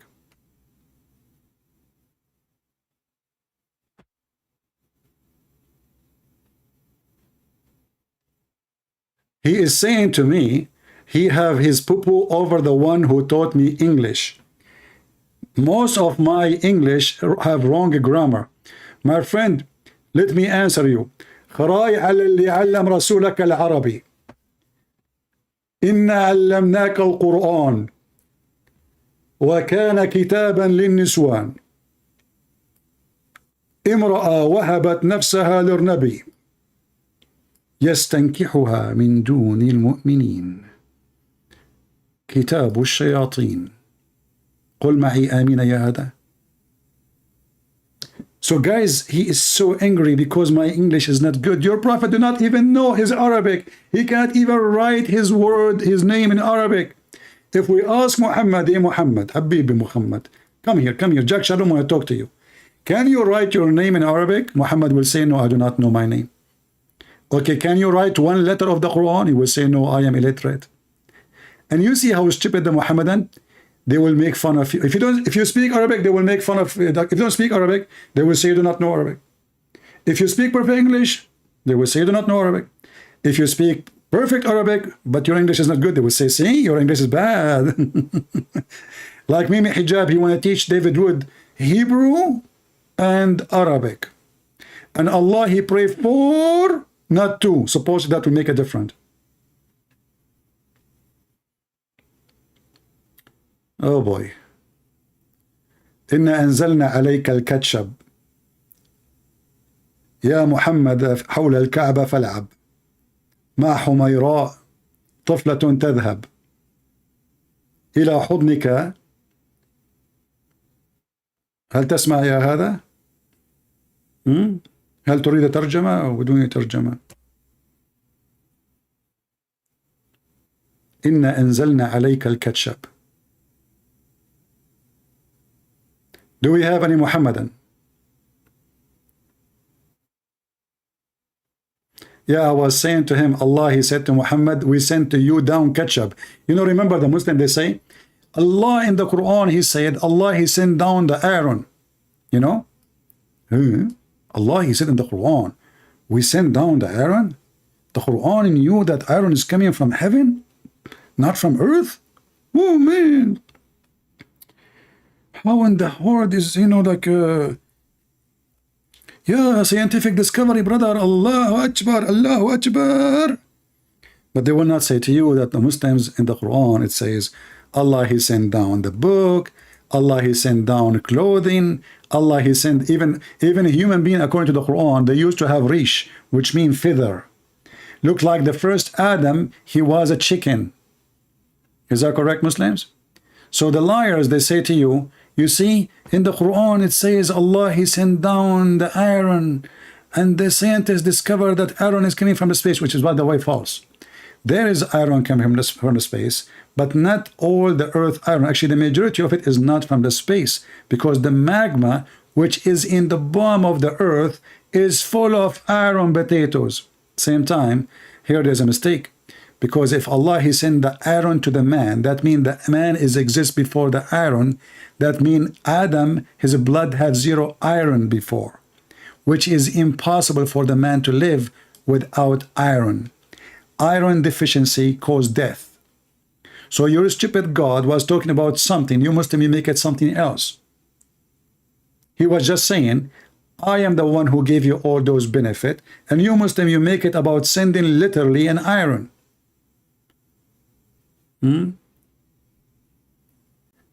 أرنوب يا ابن المتعة أتيناكم في العراق وفي أفغانستان وفي السعودية وفي سوريا وفي هل نسيت زعيم القاعدة؟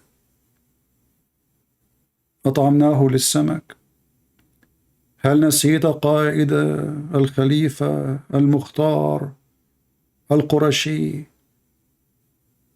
قتله كلب أمريكي؟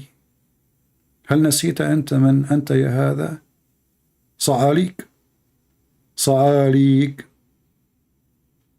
He is saying that they are, they are the brave.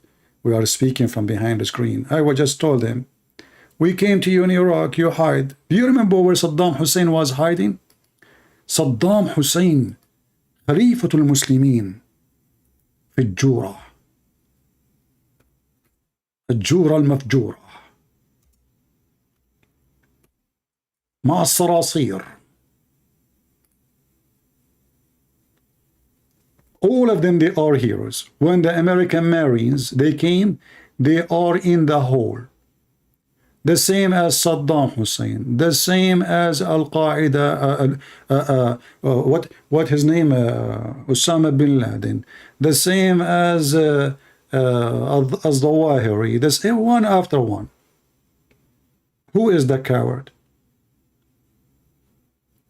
You attack civilian, you attack farmers. When real armies come to you, you run, you coward son of Mut'ah. If you have a bad memory about where we found Saddam Hussein, just to remind you, he came out like a monkey. Oh boy. The caliphate of the Muslims, who will destroy America.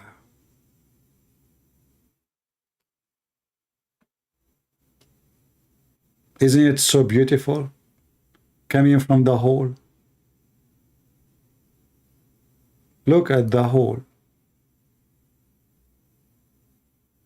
This is where Saddam Hussein was hiding.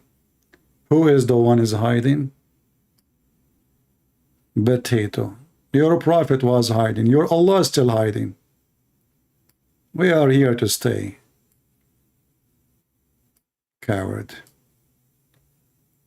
Do we have any brave Muhammadan dare to call me other than Saddam Hussein?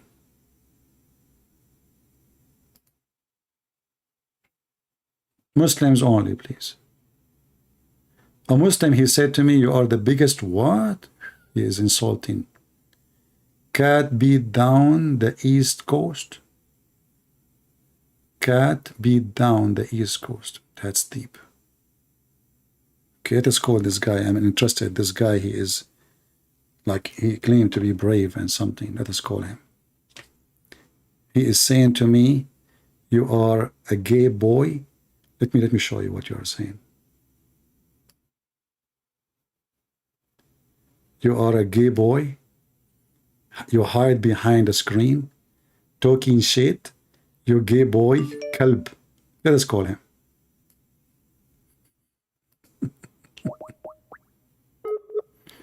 Just to release the anger, from their chest. Poor people. Let us see if he dare to answer.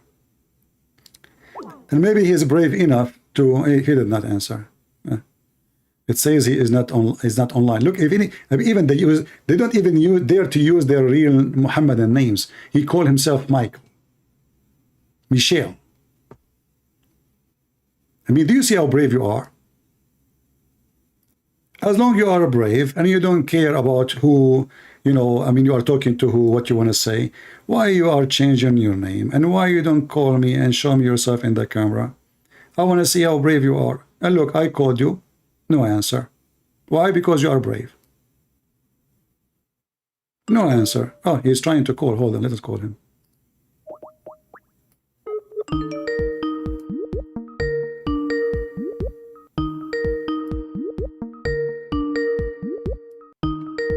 Answer, answer.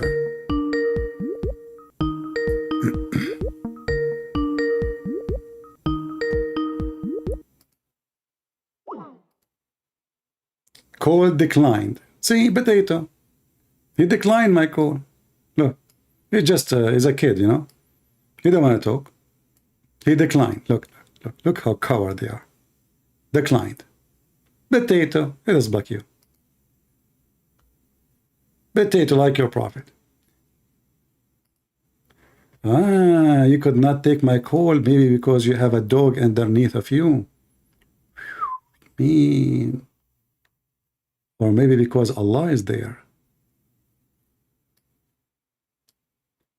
Let us see this guy. No, this guy is not a Muslim. Do we have any Muslim who would like to call us?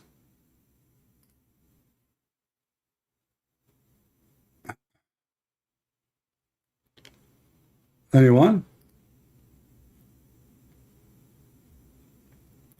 A nation which is afraid of a dog cannot be a nation. Did you hear the news that the Saudi are buying under the table more than $150 billion weapon from Israel? And Israel refusing to mention who is the customer? They are buying their weapon from the Jews. Allah cannot protect them. The Jews.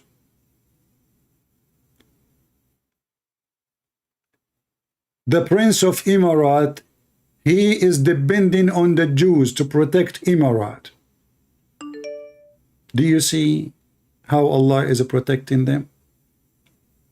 This is the same guy. He's calling again. I told him not to call unless his parents with him. I don't know. Should I take him? I will give him one more chance.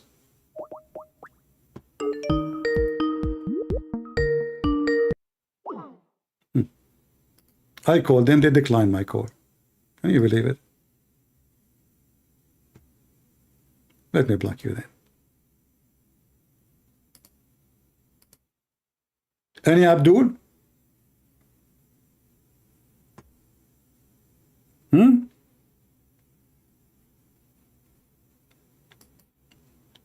Muhammad, God is the God of wisdom. How you know that? It's all over the Quran.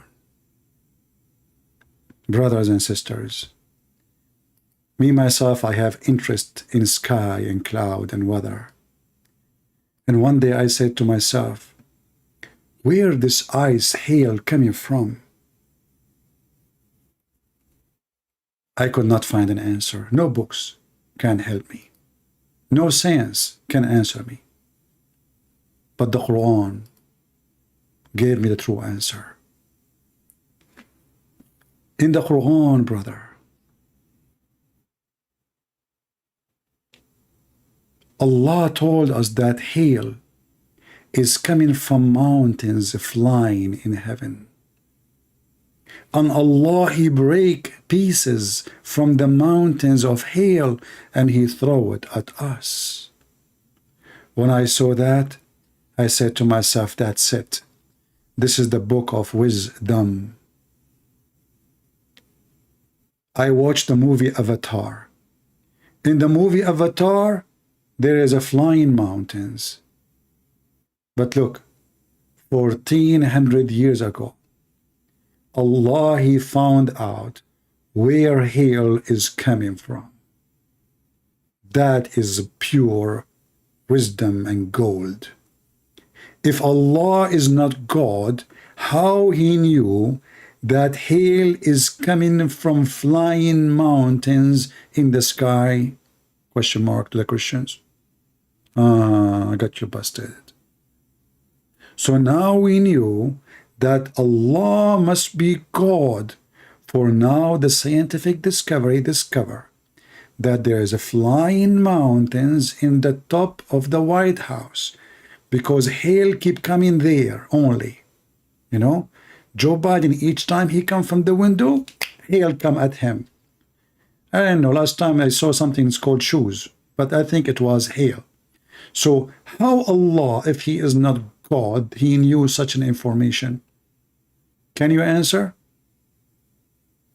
Obviously, this is a knowledge coming from true God.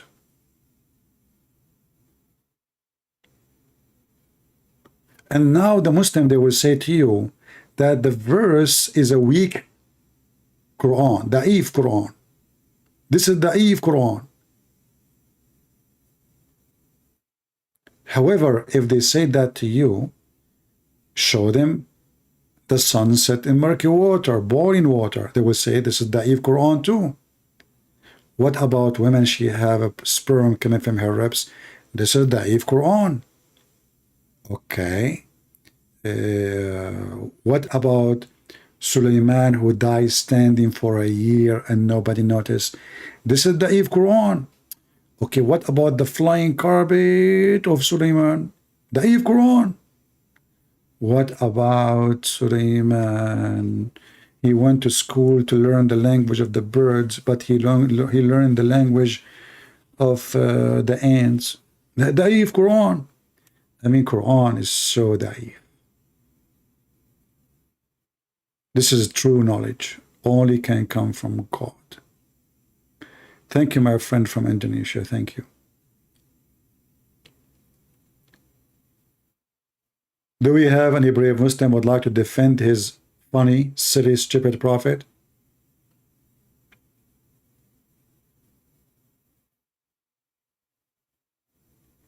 Any Abdul?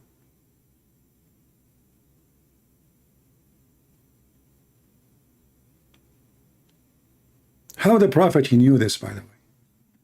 I mean, this is so beautiful. And look, the verse after it here, the two verses after, look at this knowledge here. Allah created all animals, every animal of water. Some of them walk in their belly. The translation is false, by the way. In Arabic, it says yamshi. So the translator, to fix it, he used this English word. The word should be walk. Have you ever heard of somebody speak Arabic, good Arabic?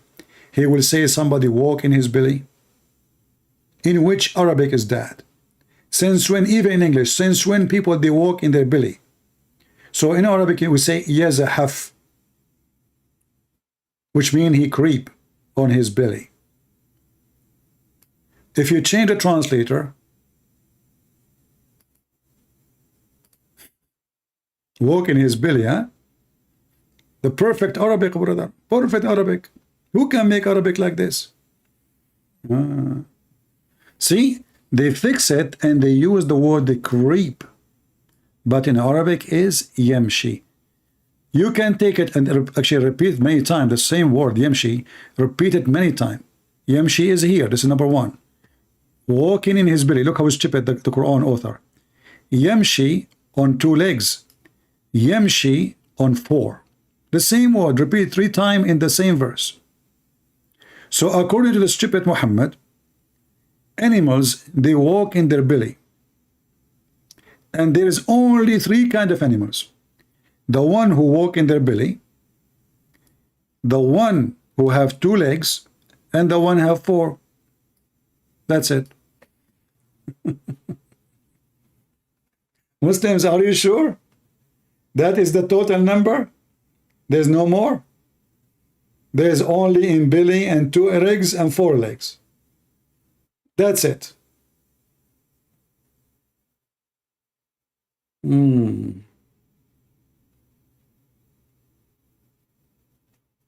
No question.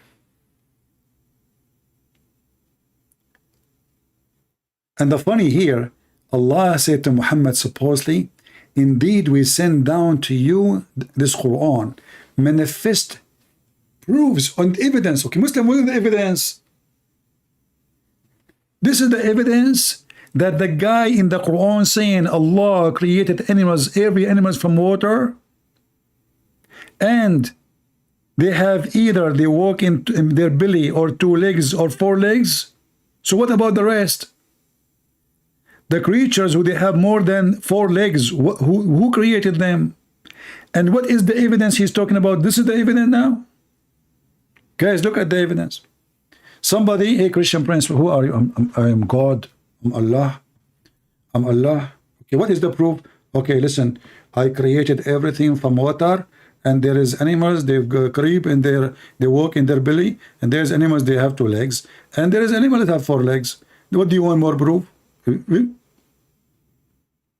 This is what the verse saying. He is saying, and we send to you the proof and the evidence. People, isn't it? This is amazing, strong proof. Allah, He said, He created animals, they walk in their belly, and they walk in their 2 legs, and they walk in 4 legs. What do you want more proof? What if Joe Biden tomorrow, he said, he is the one who created those animals who walk in their belly? He will say such a mistake. Anyone? Let us see.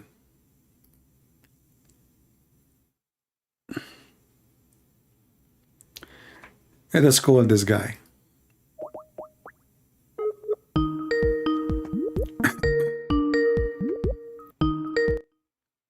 I wish I can change the tone of the ring of Skype, but what we can do? I will mute it until he answers.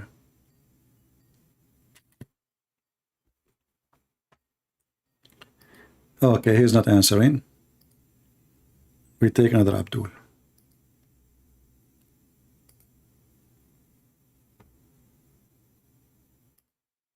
Let us see this one.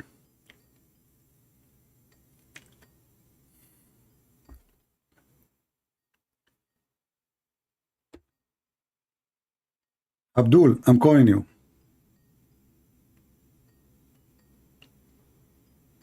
I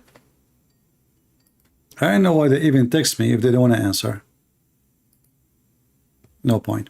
Anyway, guys, I hope you have a good time together today. Look like those Abdul are not answering. And as you see, God, who is afraid of a little dog, and he considers a little dog an enemy, cannot be God.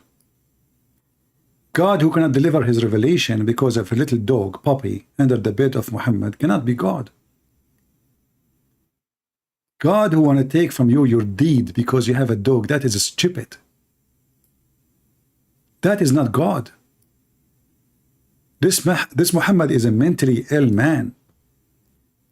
Why in the world someone he claimed to be God and fair and just, he want to take my deed away? And how you can take my deeds? Is it your right to take it? If they are earned. You see, when you say deeds, it means something you earned. How Allah, he can take it away? And what is exactly, how come if a man he rape a woman, Allah will not take his deed? If a man he rape a child, Allah will not take his deed. If a man he kill Allah, he welcome everybody to heaven in Islam except the one who associate with him. And now if you have a dog, Allah will take off your deeds. Angels do not enter a house where there's a portrait, a statue, or a dog. And he said that whoever keeps a dog other than a dog of a shepherd dog or a dog for hunting or guarding, then each day out of his own good deeds, Allah will erase and deduct the weight of Mount Uhud of good deeds, of hasanat. A friend of mine, a relative actually, who has a chihuahua in his house. And so many times our relatives tried to give him advice, and he said, oh, it's cute, it's lovely, it's this, it's that. So I said to him, listen, do you have enough good deeds every single day, that would equal Mount Uhud in Hasanat? He said, not even 1/10 of that. I said to him, then in this case, you're in debt. Because every day this is being erased and deducted from your good deeds. And this, my friend, means that you're in real deep trouble. Muslims, do you see what a chihuahua can do to your religion? A chihuahua. This religion can tremble by a chihuahua. Today is a public holiday for 1st of Muharram in Indonesia. Can you explain? Yeah, this is the new year for the Muhammadan. But as you see, the Muhammadan New Year, nobody knows about it.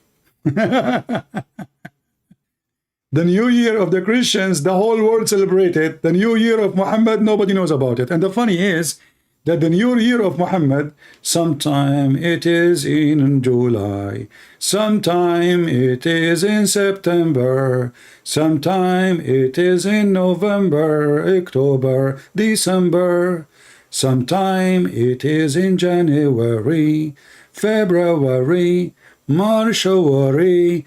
Don't worry, because Muhammad, he screwed the calendar.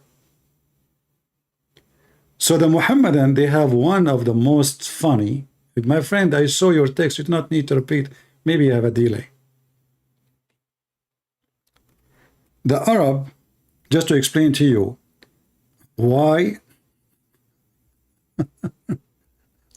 why the Muslim calendar is so funny and so stupid. Muhammad, he screw everything. This guy, anything he touch, he screw it. The Arab, before Islam, they used the lunar calendar. And the Arab, they knew, they learned that from, other nations, especially from the Hebrew around them and from the Greek, that the year have to be corrected. The lunar calendar is way short. It's not correct. So they have to add a few days at the end of every year.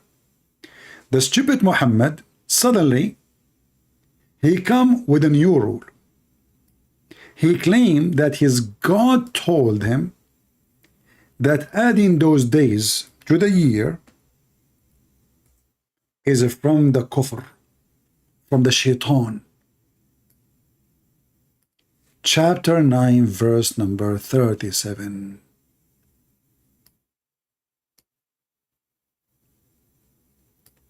And now because Muhammad, the stupid Muhammad, he decided to change the way the calendar worked for thousands of years. The Muslims cannot add those days to the year, no more. And now you will find that Muhammad's birthday, sometime it is in August, sometime it is in July, sometime, same as Ramadan. Ramadan every year is changed. Muhammad, he messed up the calendar because of his stupidity. And now the Muslims, they cannot say, oh, we have to change it to fix it. No, because it is Quran. It is now Quran. He said, Allah said, that's it. Nobody can discuss. This is why you see the birthday of Muhammad. Hey, brother, when the birthday of Muhammad this year? It is in August. Next year, July. Next after, the birth of... Let me show you. Hold on. Let me do a little search for you.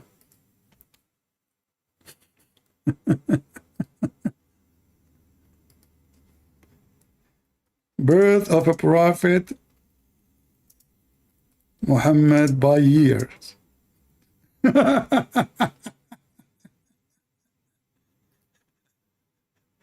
Every year Muhammad, he have a new birthday. Sometime in 1 year he can have two. Depend in the calendar.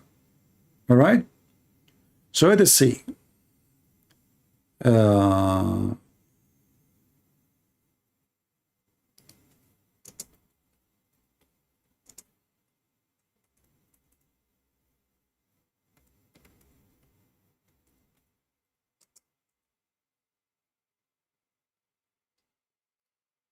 I'm trying to find a Muslim calendar for their so-called holiday, which is not a holy at all.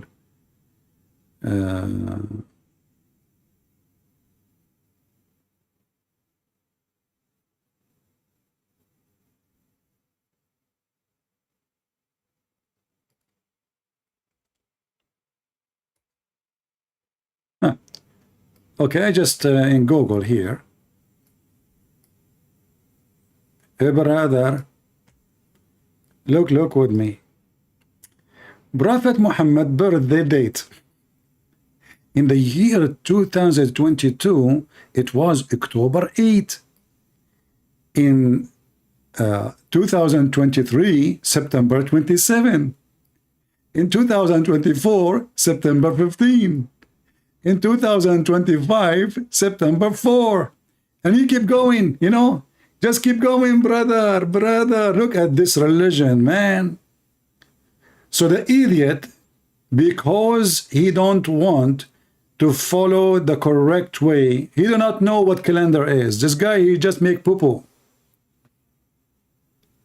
By refusing to accept the method to correct the calendar, the birthday of Muhammad is I'm telling you, sometime is going to be in the same year twice. In the same year. This is how stupid this religion is. And then you continue, you will find the birthday of Muhammad is in December, is in January, is in February, is in March, is everywhere.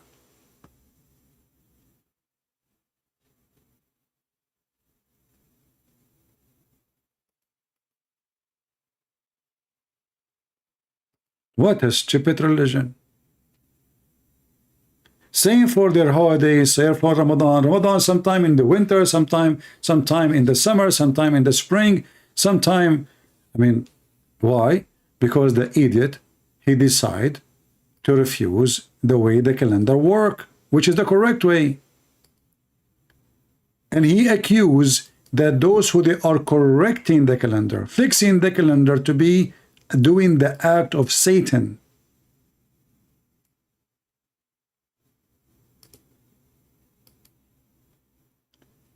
So Muhammad, not only he screwed the land, he screwed history, he screwed science, he screwed, you know, his people. This guy, he destroyed everything with it. It's like bringing a donkey and putting him to be the dean of knowledge. That's it. Muhammad, he say, Allah said. Who dare to say? What are you talking about, man?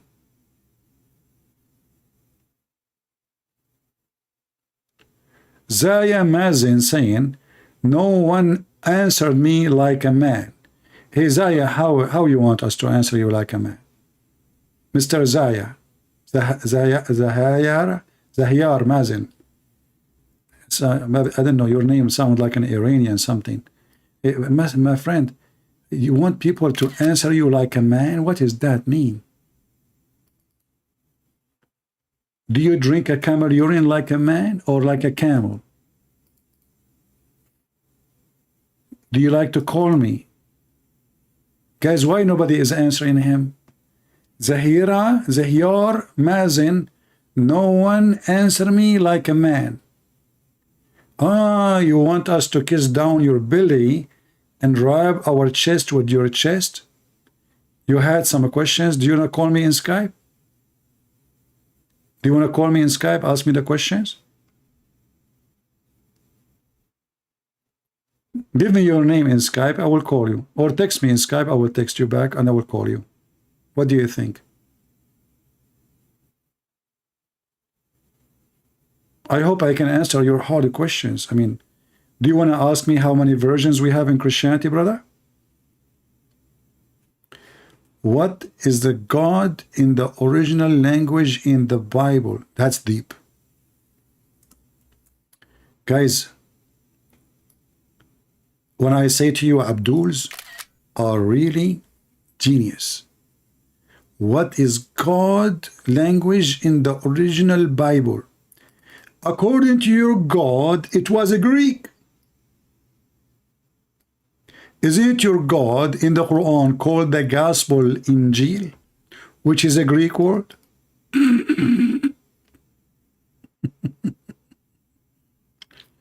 Walid is asking another question. Look how smart the Muslims are. Walid saying how many Bibles you have. That's deep.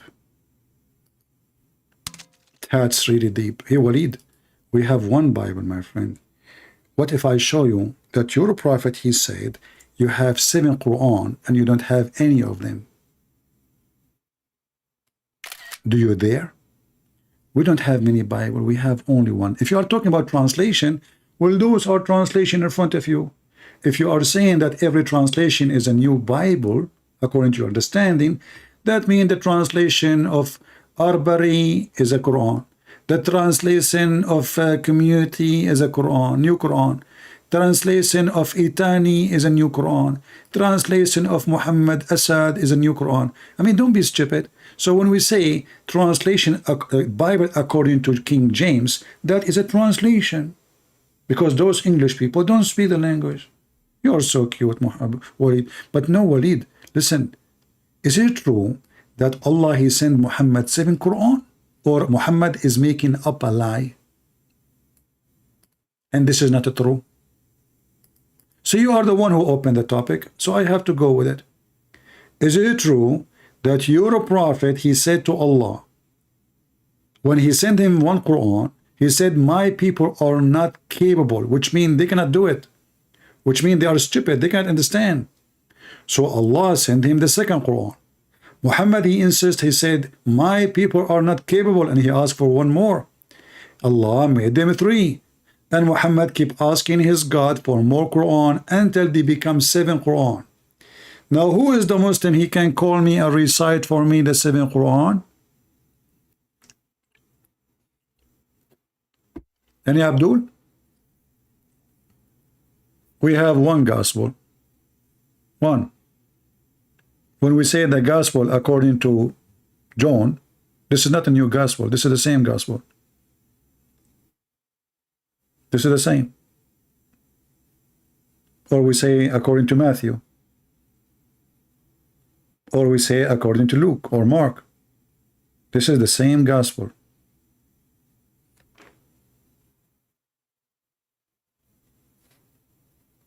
The Christian, they say King James is the only good one. Well, that's stupid of you. If somebody say this is the only good translation, that will not make it the only Bible, because it is not the original Bible. Now, if I ask you, which is the good translation for you, my friend? And how Allah, he translated the gospel of Isa, who he supposedly, according to the Quran, was sent to the Jews. How Allah, he translated the gospel of Isa to Injil, which means good news in Greek. Can you tell me? Why Allah calling the book of Jesus Injil? Maybe Allah, he meant King James. Bingo.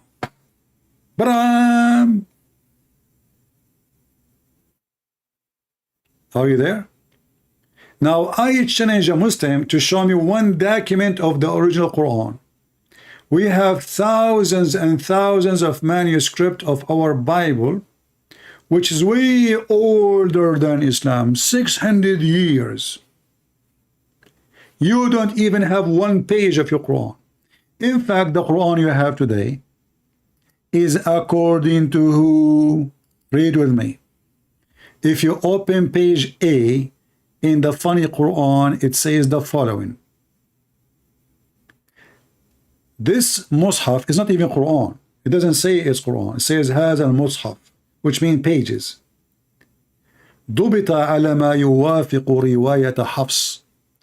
It is written according to the recitation of Hafs. According to Hafs. Hafs is a person who exists 200 years after Muhammad. And the Muslim, they say he is a liar. Zahira said, how come Jesus do not know the time? Well, my friend, who said that he don't? If you read the same chapter, you will see Jesus told you everything will happen in the future. Not only that, your dummy Quran confirmed that Jesus, he knew the time, and he can tell you what you hide in your houses. Let me show you what Sheikh Umran, he said about Jesus. Hold on, I will show you your Sheikh. That will make you unhappy.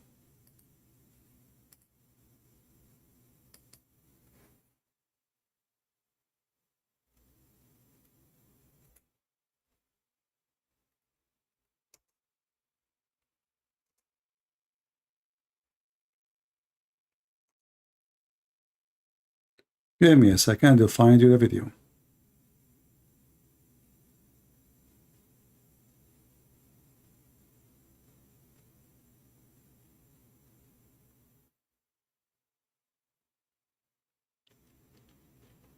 Sheikh Umran Hussein.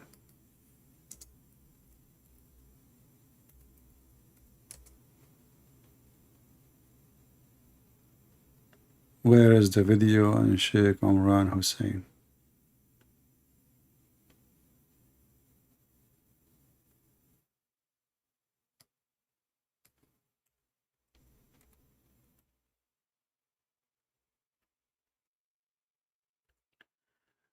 And not to forget to mention that your God do not know the hour. Your God, he said to Muhammad, the judgment day is near and the moon split. And this is supposed it was a sign of the judgment day, and nothing happened until now. Let us find Sheikh Umran and see how the stupid Quran confirmed that Jesus knew the hour.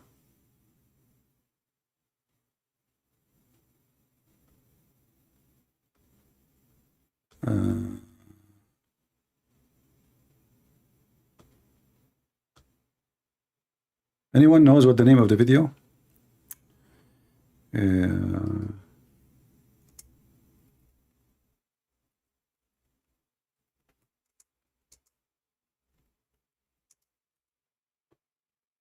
I'm trying to find it.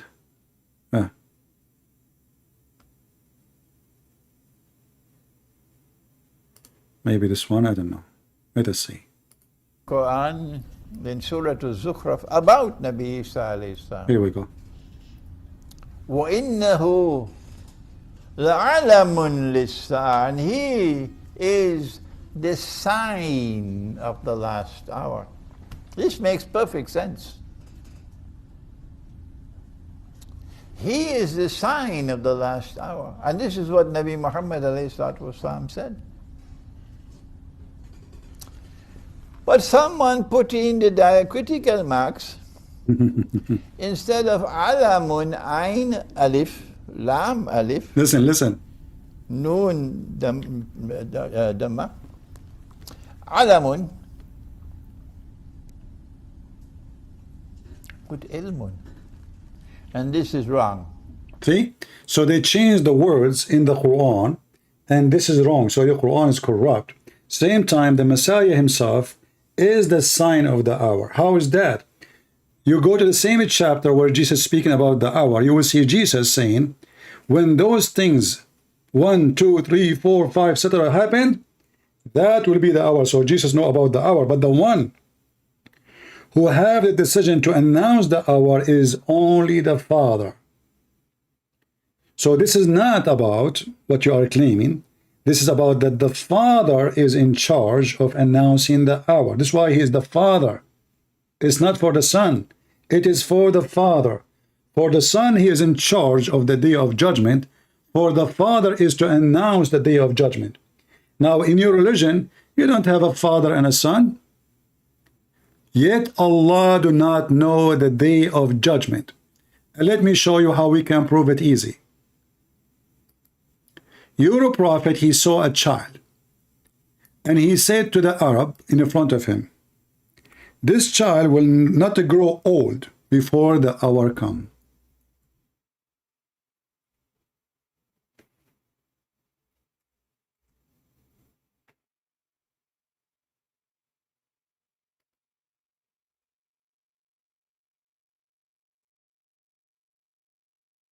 Let me show you the hadith.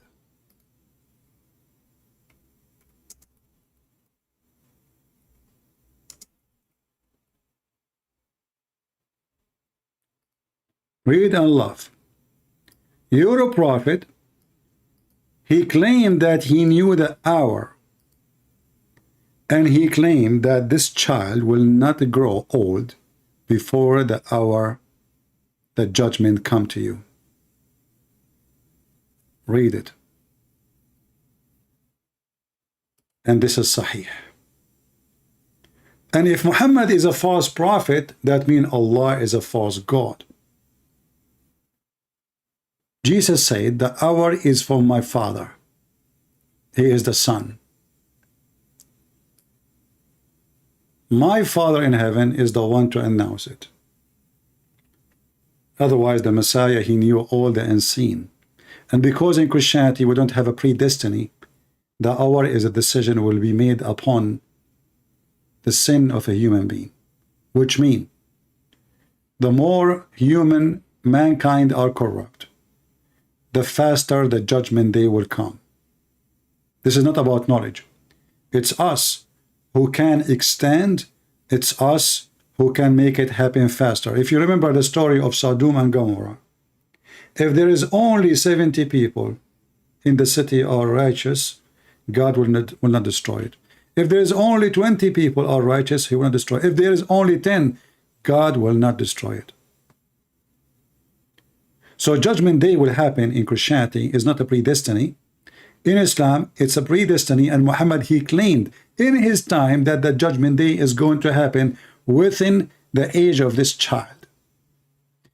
Haram mean when you arrive almost to 30 to 33.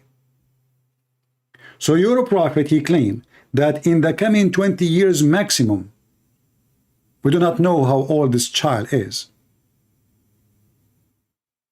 We don't know even if he's a teenage or he is maybe 6 years old. But he claimed that the last hour will come to you and you will see it before this child become old. And this is a very authentic hadith. So who is the one who do not know the hour? It is you. It's your God. What is the answers of the Abdul? How come your God do not know the hour? In my Bible, the Messiah is a son speaking about this is for the Father. So we have answer for that. It is for the Father to announce the hour.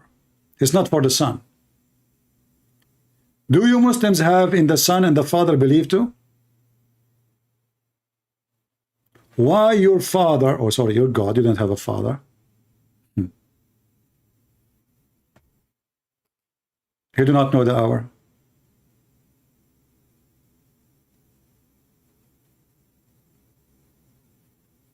No, my friend, you have a predestiny too. Prophecy is a destiny. You cannot change prophecy. Okay, as long prophecy is a destiny, here we go. Your prophet, he prophesied.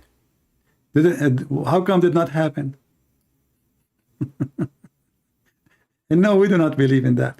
Prophecy is not a predestiny, you idiot. Prophecy is about in the future, which will happen. Destiny is about making things happen.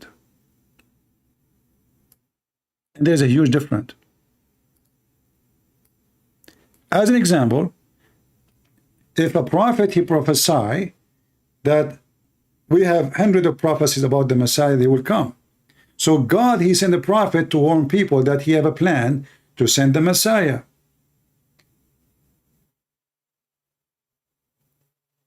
His son. And then when it happened, that is the plan of the Father and the Son. They planned for it. It's not a destiny. The prophet, he been told information we do not know. So he prophesied. Predestiny is someone deciding for you what you will do. And this is why Islam is invalid, because everything in Islam is based on predestiny. To the point even sin in Islam is based on destiny. A thief was captured in the time of the Caliphate, Umar. As you know, a Muslim, he can steal from non-Muslims, but he cannot steal from Christians. So I'm sorry, from Muslims.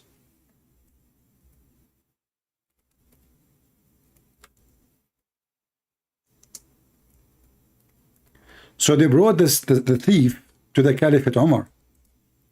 And the Caliphate Umar, he said to the thief, why you are punishing me for a sin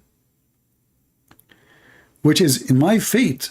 Allah, he made for me as my fate before he created me.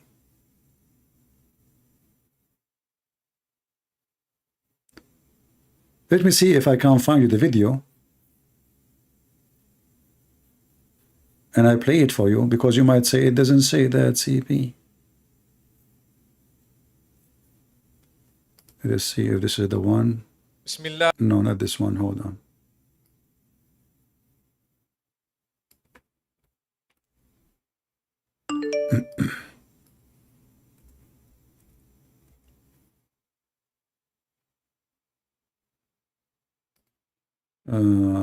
Here we go.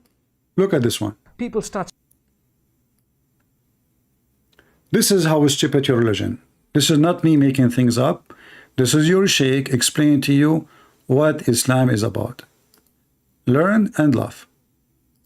Narrations, he needed to be punished because he stole. He needed to be punished because he needed to, narrations, a man came at the time of Umar ibn Khattab radiallahu anhu.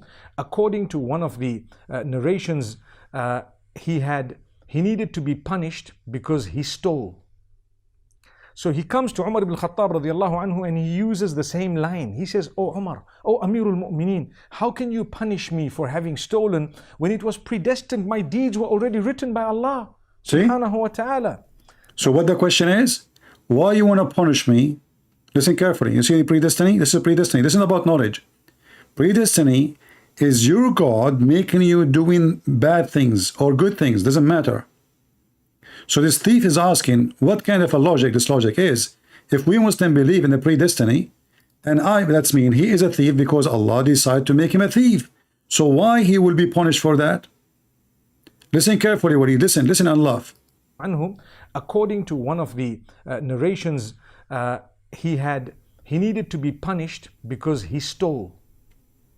So he comes to Umar ibn Khattab radiallahu anhu and he uses the same line. He says, "Oh Umar, oh Amirul Mu'mineen, how can you punish me for having stolen when it was predestined? My deeds were already written by Allah subhanahu wa ta'ala." Now that's quite a good argument if you look at it. Good argument. Umar ibn Khattab radiallahu anhu was one ahead of this man. He says, well, let's punish this man because it was predestined that we were going to punish him. See how stupid this garbage Muhammad is? And now let me show you how Muslims they make poo-poo. Walid, he decided to think and use his brain. And this is how the Muslims use their brain. Be my witness. It's not me who said that. This is the text of Walid. My friend, do not realize that you say, so if a prophecy of your God is just a plan, I have a choice to change his plan. I am a strong... You stupid idiot. This is his plan to do himself. This is not for you, you donkey. Destiny is about things you do. You are stupid. If I say, I plan to travel tomorrow, this is my plan, not yours. I'm not making a destiny for you, you donkey. When we say destiny, it means we decide for everybody what to do and what not to do. But when we say a prophecy is God plan, that means God plan, it's not you who will do it.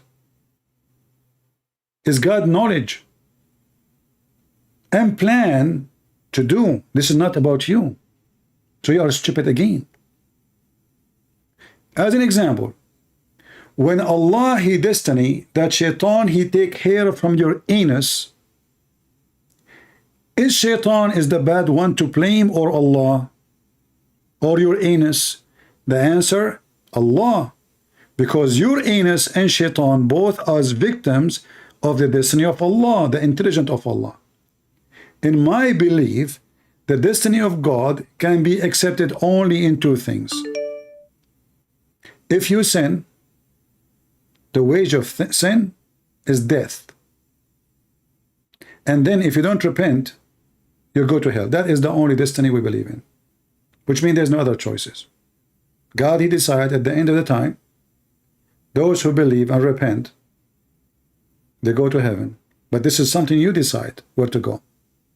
Because you have to behave accordingly so you can deserve to go here or there.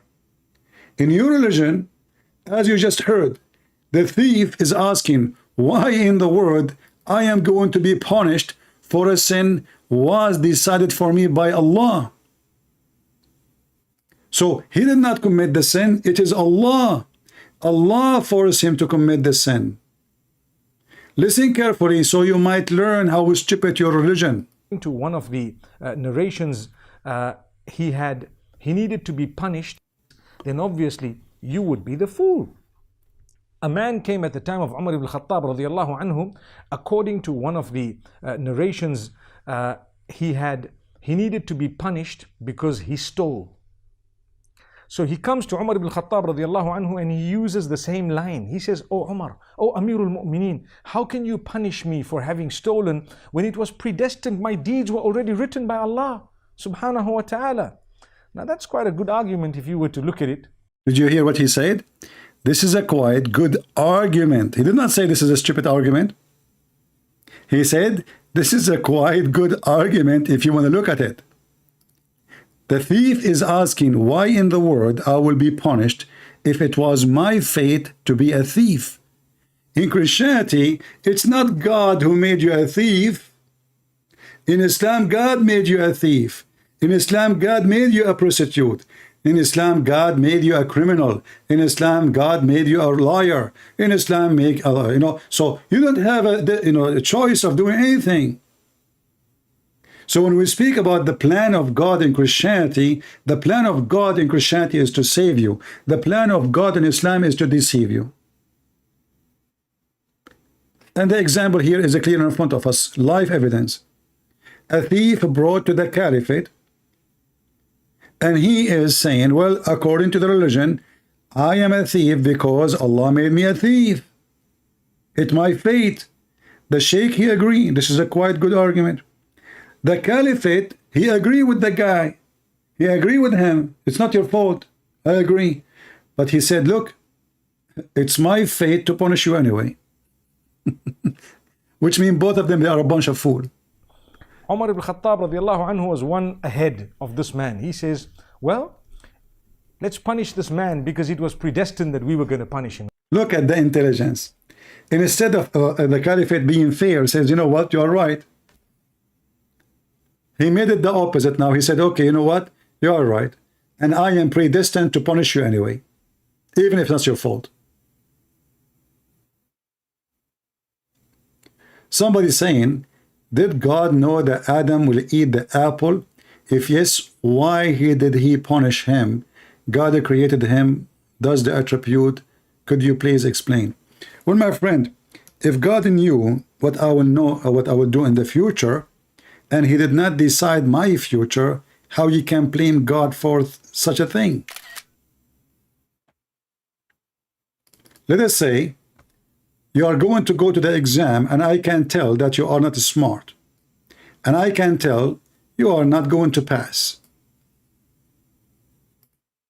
Because simply, the reason I say not smart, you did not study enough, you did not work hard.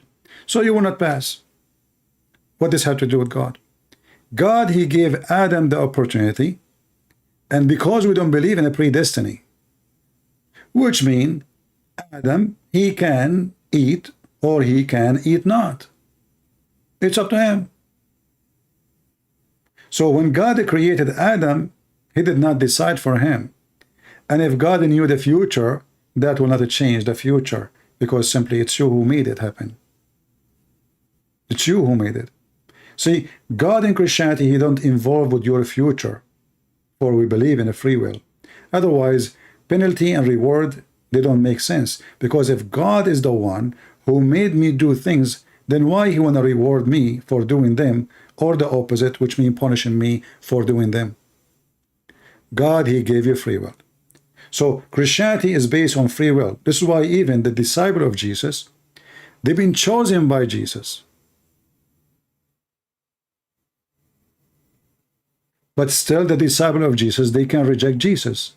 And we know the example of Judah. Judas, he betrayed Jesus, but we know that Jesus, he knew what Judah will do second day. He knew even who will deny him. He knew what time. He knew what they will say. And he told them. And exactly as he said it happened. So knowing what you will do tomorrow still is your doing. God knowing that will not change the fact that's your free will and your decision.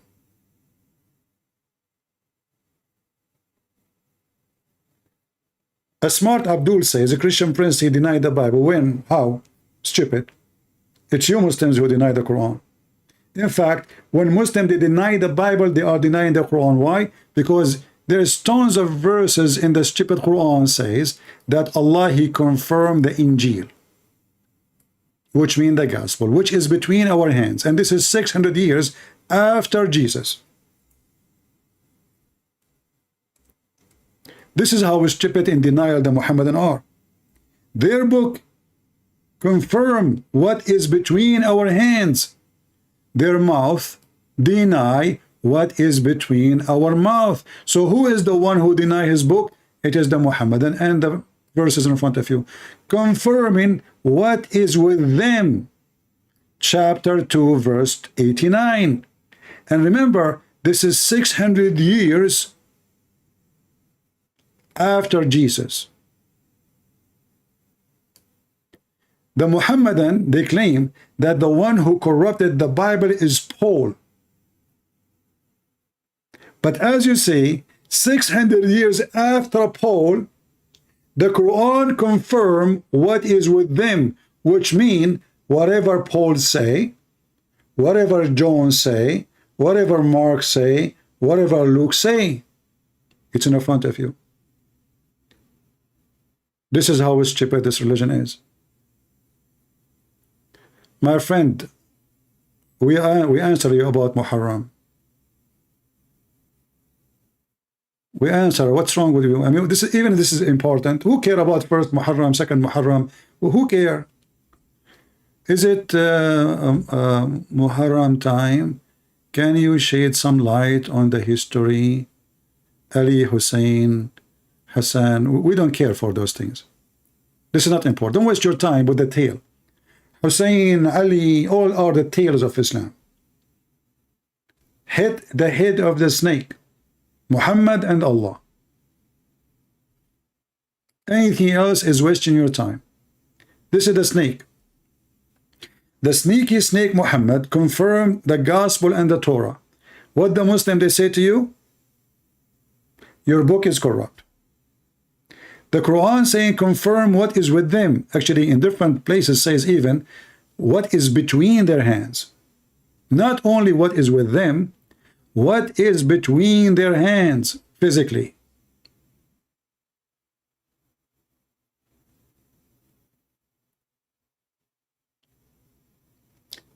In fact, all the story of Muhammad does not make sense. Okay, the Muslim they say to you, what is the proof that Jesus was crucified? So somebody came 600 years after Jesus, never met Jesus. How he can confirm what happened and what not happened? Very stupid. Your God, he made mistake making Judas his follower. That is not God, my friend. That's a good question, showing me why Muslims are stupid like their prophet.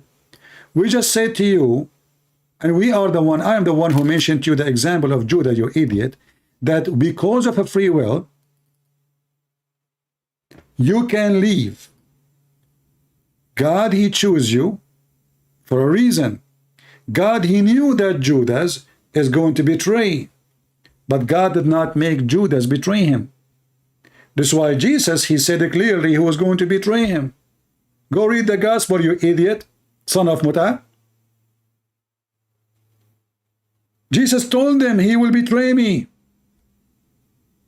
And he did.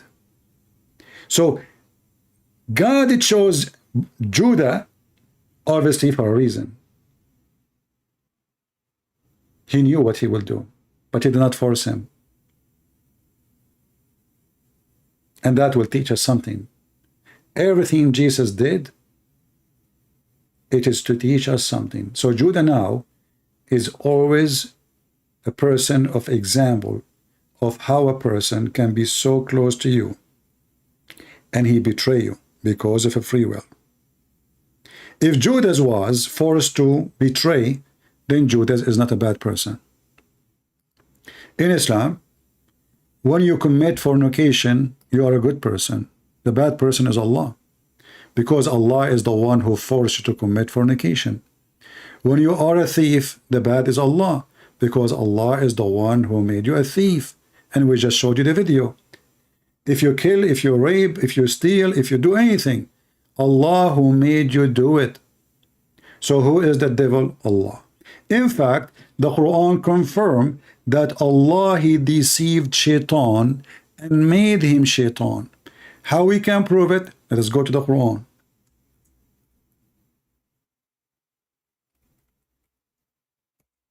This is your stupid Quran. Confirm that Shaitan is a victim of Allah. Chapter 7, verse number 16. Let us see who's calling.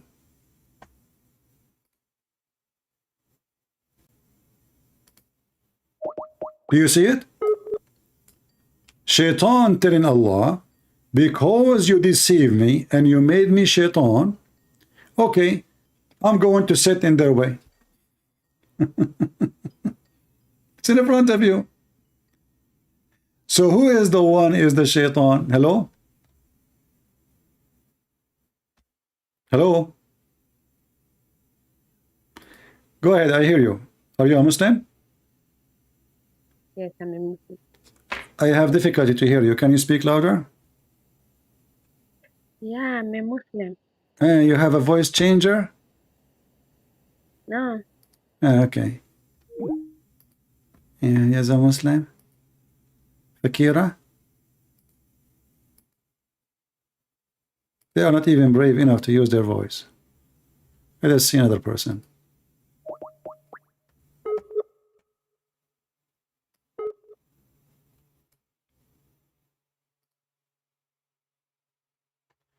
I am misquoting the verse. Okay, give me the correct quoting for the verse.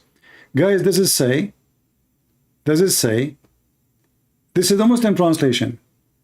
Because you have sent me astray. Who is the one who sent Shaitan astray? Allah.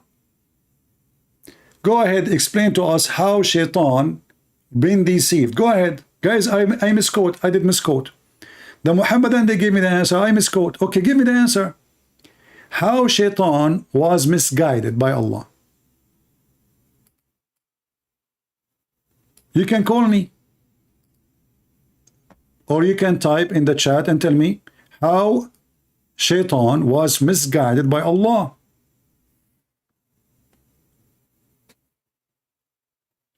In fact, Shaitan, he worshiped Allah.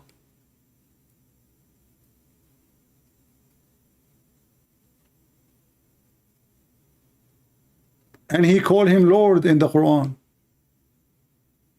And he worshiped him in the Quran. And I am showing you the verse in the front of you. Mr. Misguided or misquoted, give me the answer. I'm waiting. Type it. I will put it for you on the screen so everybody will laugh.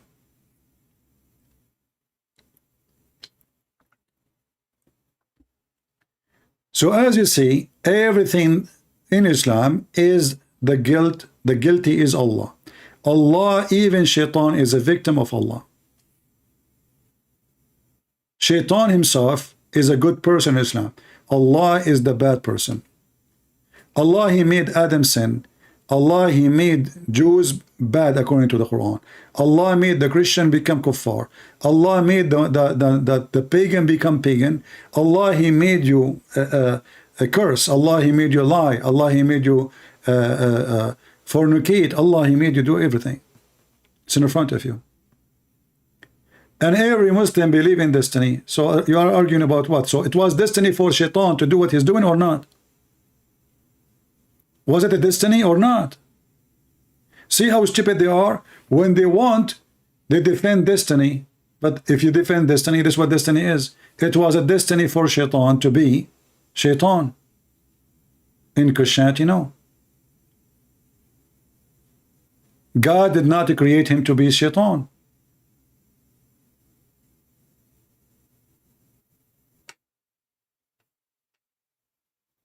And look, until now, the Muslims are not answering because they are searching Google. Friend, how God knew the... He changed the topic. Look how fast they changed the topic. Look, you don't answer now. Guys, do you see how fast they answer? They changed the topic. My friend, where is my answer about Allah deceiving Shaitan? You don't want to answer. Didn't you say I am misquoting? We are waiting for the answer. Give us the correct quoting. My friend, how God, he knew the future, but he does not make it destiny. Very stupid of you. Knowing the future have nothing to do with destiny. As an example, if the cloud is going to come tomorrow and I know the future because I have satellite, is that destiny? Destiny, you idiot, is making you doing things, not knowing only. Knowing you doing things does not make it destiny. Destiny is you being forced, not according to your will, for things to happen. And those things is about you, not about weather. It's about you yourself. Like doing good deed or bad deed. Not about eating and tutu, poo-poo, and taking shower and taking a piss. The destiny we are talking about is every good and bad you do is made decision for it, not by you. So don't stop saying stupid things that God knows, God knows. What is that? And by the way, your God does not know. He do not know.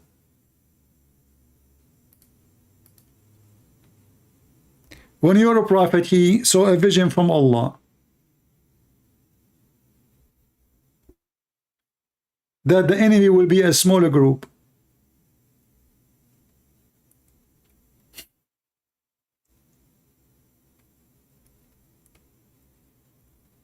When they went to war, it was a big, huge group. So what Muhammad, he said, Allah told me they are a smaller group, so that will encourage you to go and fight.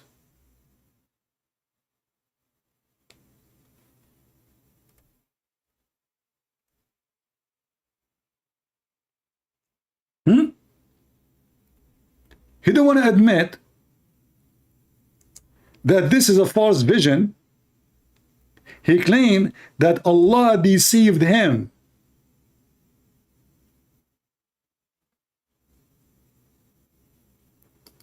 Allah deceived Muhammad, made him see the number of the attackers or the one who will fight the Muslims small in numbers.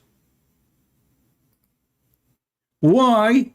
Because Allah wanna make the Muslims go and not to be afraid from war, which means he lied to them. Guys, Allah, he lied to the Muslims. He lied to Muhammad, told him that the enemy tomorrow, they will be small in number, and when they went there, they found a huge number. Chapter 8, verse number 43. It's in front of you. And remember, when Allah showed them to you as a few of your, i.e. Muhammad, dream, if he had shown them to you as many, you should surely have been discouraged. So Allah, he showed Muhammad few to encourage the Muslims, lying to them. Can you believe it? Guys, can you believe it? It's in front of you. Allah, you know, have you ever heard of a prophet? He see a false prophecy from his God?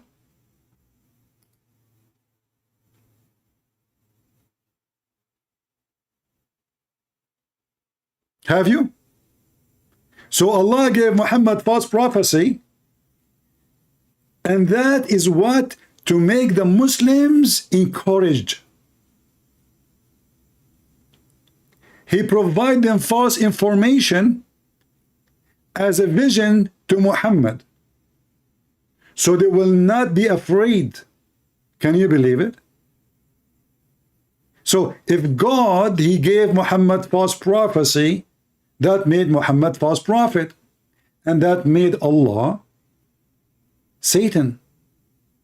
And the verse in front of you, and you can open the interpretation. Who of you took reference? Because later you might ask me, where is that? This is chapter 8, verse number 43.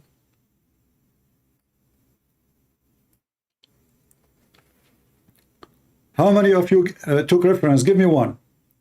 If you want to show right away a very clear evidence that Muhammad is a false prophet, proved by the Quran, saying that Allah, he showed Muhammad false vision. Who is the one who made the prophecy? Depend. In your religion, Muhammad making up prophecies. In my belief, God is the only prophet. Prophets are the one who tell the prophecy, but the true prophet is God. And this is the plan of God, but not destiny.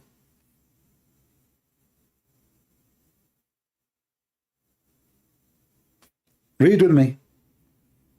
Allah, he made Muhammad see a false vision.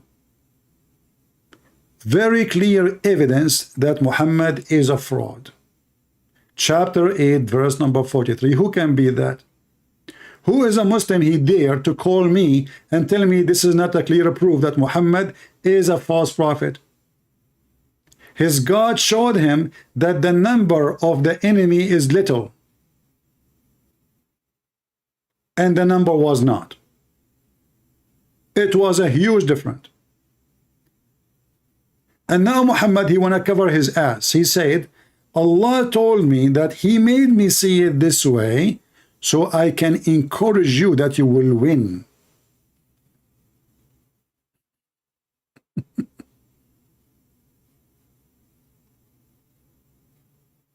Look at this madness.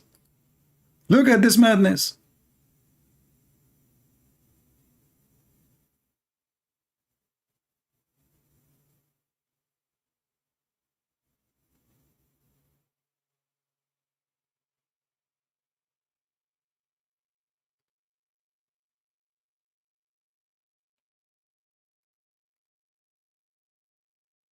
A person who is a prophet of God, his God will never give him false vision.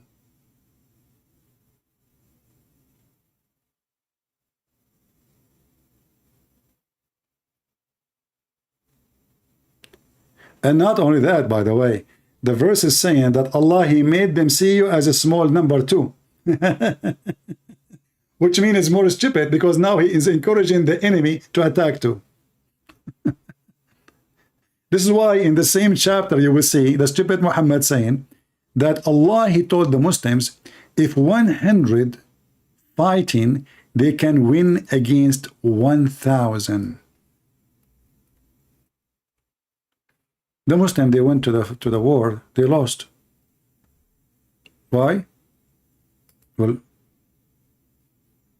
he told them 100 can win against 200, don't worry. Remember, if God is with you, who could be against you? Even if you are one person and there's an army, and God, he says, I'm with you, you will win. Even if the army have nuke, and that's it. If God is God, that's it. He will make you victorious. The Muslim, they went to war. They lost horribly. What Allah, he did, Aka Muhammad, he gave them another verse, says, for now, Allah has lightened your task, for now he knew. Now he knows. Look at the first translation. If you change the translator, look. 65:66. وَقَدْ عَلِمَ. Now he found out. Now. They try to fake the translation. He says, knowing that there is weakness. That's not what it says. It says, وَعَلِمَ. الْآنَ خَفَفَ عَنْكُمُ وَعَلِمَ. Now. He lightened your task, and now he found out that you have a weakness. We change the translator. Let's just to show you how the Muhammadan, they lie in their translation. Never take a translation of Muslims. Never. They lie. Different translation.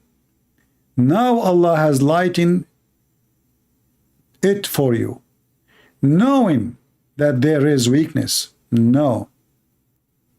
وَعَلِمَ. And he found out. He just now, we found out that you have a weakness. Why? Allah do not know they have a weakness? Don't Allah knew the future? So the Muslim, they believe in destiny. But as you see, Allah, who decide that the Muslim, they will be victorious, they lost. Who decide that 10 or we can fight 100 and 100 can fight 1,000, they lost. And now he just found out that they have a weakness. Now. Therefore, if 100 of you patient men, they will overcome 200. So from 1 to 10, what is the error? What is the margin of error? From 1 to 10, and with the same conditions, if there is a 20 of you patient men, they will overcome 200. So the condition does not change. Patient men. Verse number 66. If there is 100 of you patient men, they will overcome 200. What happened? Is that the same God? Oh, what happened? They went to war, they lost. Muhammad, again, he have to change his promise. He's encouraging them to fight, fooling them, telling them one can fight 10. How one can fight 10? How one can kill 10? That assuming that every one of this army is a Bruce Lee. And even Bruce Lee cannot do it. This is only in the movie.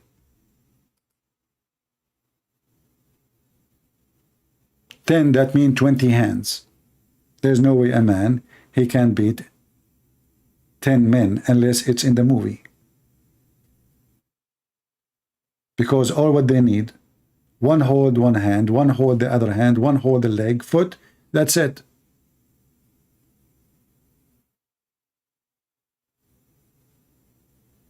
So if Allah, he knew the future, he will tell them from the beginning, you know what? One of you can fight two, and that's it. They go to war, they win, bingo. But you don't say now he knew that you have a weakness. Why, you do not know yesterday?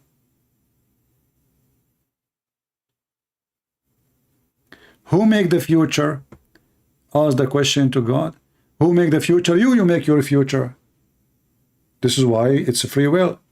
As an example, I decide now to open my computer, and that was a few hours ago. Is it God who made me open the computer? No. We are not fool like you, Muhammadan. If I decide to go and kill somebody now, I made a future myself. My future and the future of somebody. This is not God.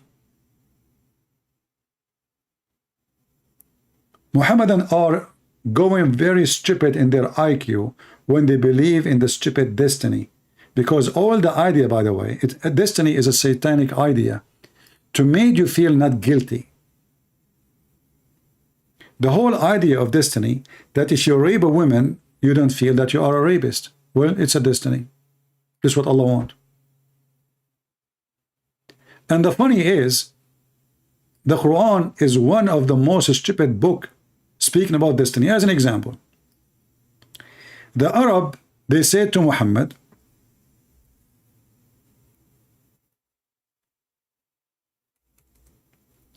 if Allah wanted us not to be associating God with him. We will not associate, but this is the will of Allah. What Allah, he said to them, just to show you how stupid Islam is. This is chapter 6, verse number 148. The Arab, they said, and that will show you that destiny is exist for the pagan Muslims and the pagan Arab at the same time. Muhammad, he just copied them. The Bedouin, they said, the Arab, had Allah willed, we would not have been idolaters. Neither our fathers, nor would we have forbidden, which means they are saying it is the will of Allah. And by the way, it doesn't say God, it says Allah. In front of you. سيقول الذين أشركوا لو شاء الله ما أشركنا. So they are saying if it's not the will of Allah, we will not become, believe in those idols. It was the will of Allah. So Allah is saying to them, no, you are a liar. This is not my will. Let me show you another verse. Chapter 16, verse number 35. The idolater says, if Allah willed, we had not have served apart from him. Neither our fathers or our tribes.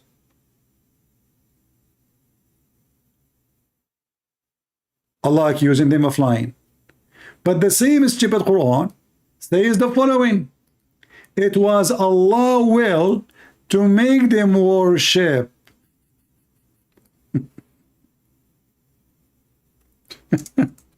Idols.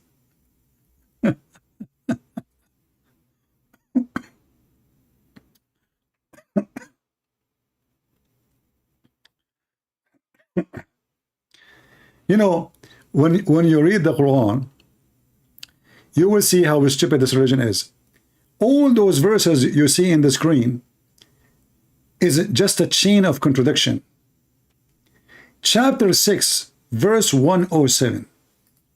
It says, if it is the will of Allah, had not, it is the will of Allah, they will not take beside him any gods. Are you with me? Guys, do you see the stupidity? So the other verses, the Arab, they are saying, it is the will of Allah for us to worship gods beside Allah. Allah said to them, no, this is not my will. It's not me. Here, he's saying, yes, it's me. Read it. Had Allah willed, they would not have taken others beside him in worship. How this can be from God? So the Arab, they are saying, listen, we believe in destiny. Muhammad, here we go. Allah destiny for us to worship those idols. Muhammad now, he decided to be smart. He said, this is your statement. No proof of it. Few days after, Muhammad, he come with this. He's copying them. He says, yes, it's the will of Allah. It's in front of you. And remember, the Quran says, if this is a book made by other than Allah, you will find in it a lot of contradiction, and they cannot be the same, because either Allah willed that they will worship someone beside him, or it is not the will of Allah. If it is not the will of Allah, that means Muslims do not believe in destiny. If it's the will of Allah, that means Muslims believe in destiny. But all of us, we know that the Muslims believe in destiny to the bones. And the verse here confirmed that. Chapter 6, verse 107.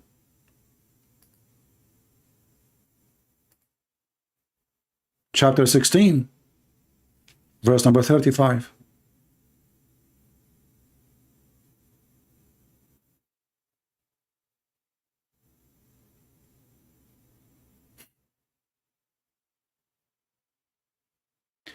Here we go. Walid, he just gave me the verse of falafel because he gave up, he cannot answer.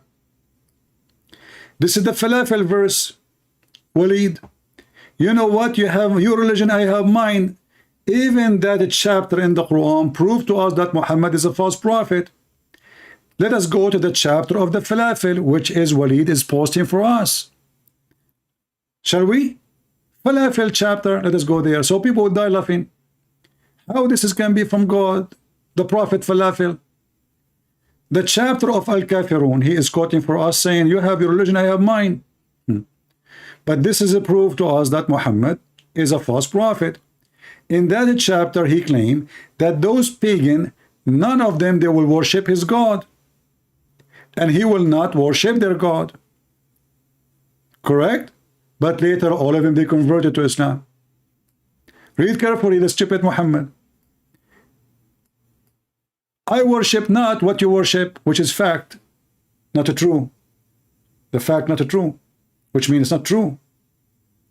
For Muhammad and those Arab, they worship Allah, even the one who worship idols beside.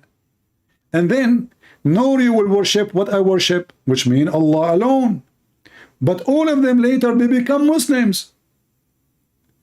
If Muhammad is a prophet of God, don't his God knew that those people, they will worship what he worship? So you giving me the falafel verse to run away will not make you escape, because even the falafel verse, Walid, is proving Muhammad to be a scam. Because he prophesied in the Quran from his God that those people will not worship his God. But all of us, we knew that later all of them, they converted to Islam. And you shall not worship. What are you worshiping? Muhammad later received satanic verses and he worshipped the 3 daughters of Allah. So even this one not true. Muhammad, he bowed down to the 3 daughters of Allah and he said their intercession is a must. Satanic verses. And then, no, you will worship that what I worship, and Muhammad being stupid again, repeating the same thing like a parrot. Didn't you just say this? Why you are repeating this again? It's the same. For you, you have your religion, I have mine. Thank you, falafel. If we change this chapter just to show you the wisdom of Allah, from worship to food or eat, I eat not what you eat, nor you will eat what I eat. Nor I will eat what do you eat, because you will not do eat what I eat, and I will never do eat what you eat, because I do eat what I eat, and you have your food, I have mine. Wisdom of God. This is God talking. This chapter alone is enough to prove Muhammad as a fraud. For all of them, they become Muslims. All of them. Mr. Falafel chapter. So when you gave me this chapter saying to me, you know, Christian Prince, I have my religion, I don't have, you have yours. By the way, you don't have religion. Where is your religion? I challenge you to tell me what is your religion. What is your religion? Kissing black stones? You claim that they are pagan, but you kiss stones. Touching black stone erase your sin, that is religion? Touching the Yemeni corner, erase your religion? Erase your sin? That is religion? Entering the bathroom with your left foot will stop shaitan from seeing you? That is religion? What is your religion? Shaitan play with your anus, take hair from your anus is a religion? Shaitan round himself around your penis when you have sex with your wife and do your wife is a religion? Or this is madness and stupidity?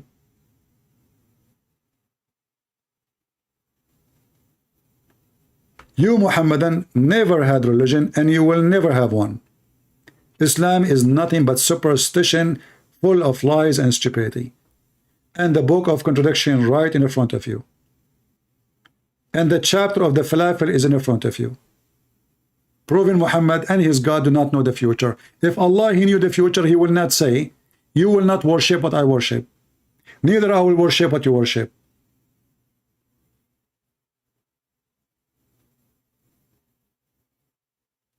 My God, the Lord, the Messiah, his name is holy, his act is holy, his promise is holy, and always he keep his promise.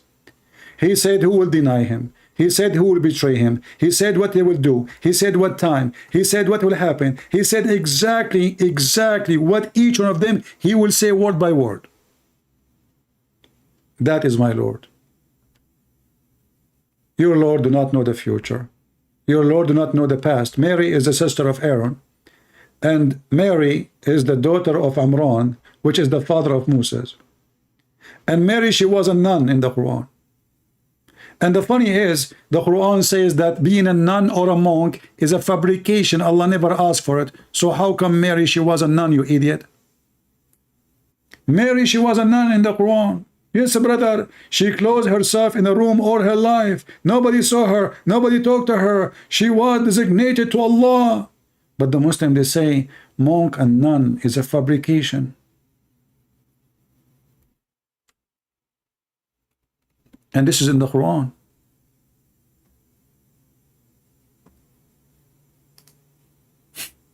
You see it? Chapter 57, verse number 27. The same as the Quran made Mary a nun. Mary, she never saw a man. Mary, she never spoke to a man. Mary, she is locked in a room. Not only in a room, in the mihrab, which is the holy, the most holy place in the temple, where women are not even allowed to go there.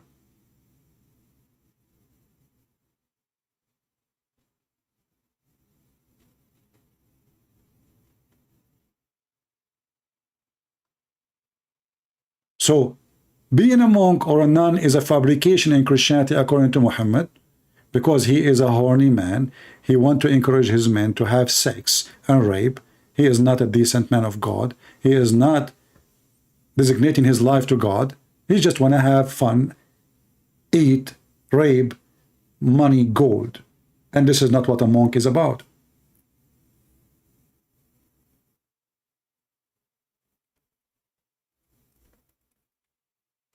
And not only that, Mary, not only she was a nun, there is something unique about her in the Quran. Allah bring her all the grocery to her room. Allah, he put in the room of Mary a refrigerator.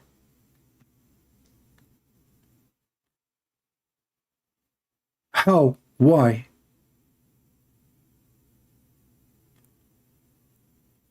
Mary, she never bought food all her life. Every morning she wake up, she find fruits, beef, ketchup, salt, sugar, coffee, tea, served by Allah. It's in front of you. And Zechariah enter upon Mary, say, hey Mary, where this food is coming from? She says to him, Allah, Allah send it, Allah, hey Allah, Baram, Allah, Allah. Huh? It's in front of you. Am I making things up? So in one verse, if you are a monk or a nun, that is a fabrication the Christian made up. And now we see that Mary, she was a nun, and not only she is a nun, Allah himself is serving her.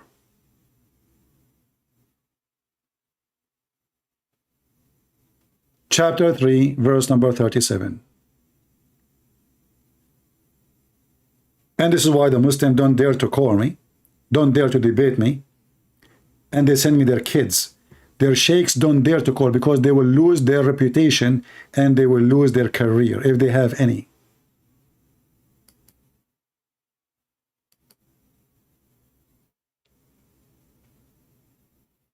And if one of those sheikhs call me, he will never use his real name, because he knew that this will be the end of his career.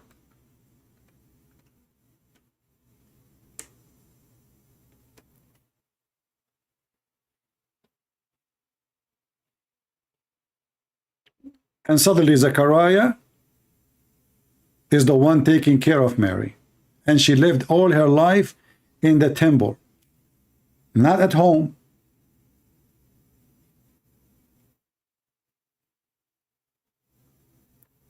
Where the Quran come from?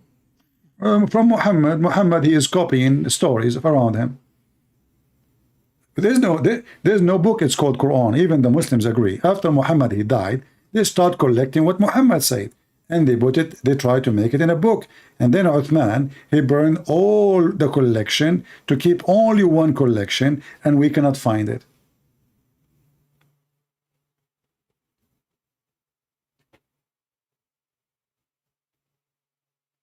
Any Muhammadan? Any Muhammadan would like to call me so Allah will reward him and make his penis endless as he promised? You know, I would be so happy to see you Muslims in the day of judgment and your God made your penis endless. You know, I have a hobby. I did not tell you about it. Always I like to find a target to shoot at it. Moving target. And I cannot find better than your penis in the day of judgment. Like imagine guys, endless penis and moving so fast. And now a Christian prince is trying to aim and Abdul is moving his penis. Actually, the penis is moving the Abdul because if this penis is so endless, the penis will be way more heavy than the Abdul himself. I mean, look how beautiful this image is. There's a guy, he's a man. He have a penis. There's a pipe coming from his body, in the middle of his body. And this pipe keep going, keep going, keep going, keep going, by the power of Allah. And keep going, keep going. But brother, straight, huh? Brother, hold on, man. You just across the borders of China. You know what the Chinese would do? Those Chinese, they eat anything. They will make from it sausages. They will make a barbecue. They will feed your penis to their dogs and their pigs. I mean, where are you going? Do you know even where your penis going? I mean, what kind of a prophet he promised endless penis? I mean, make it 6 meters, make it 60 meters, but endless. And what make it more funny, the women's vagina is fit for that. How that will work? To make the vagina fit for that, I mean, is the vagina going to come out from her ass? Endless too? I mean, this man is a madman.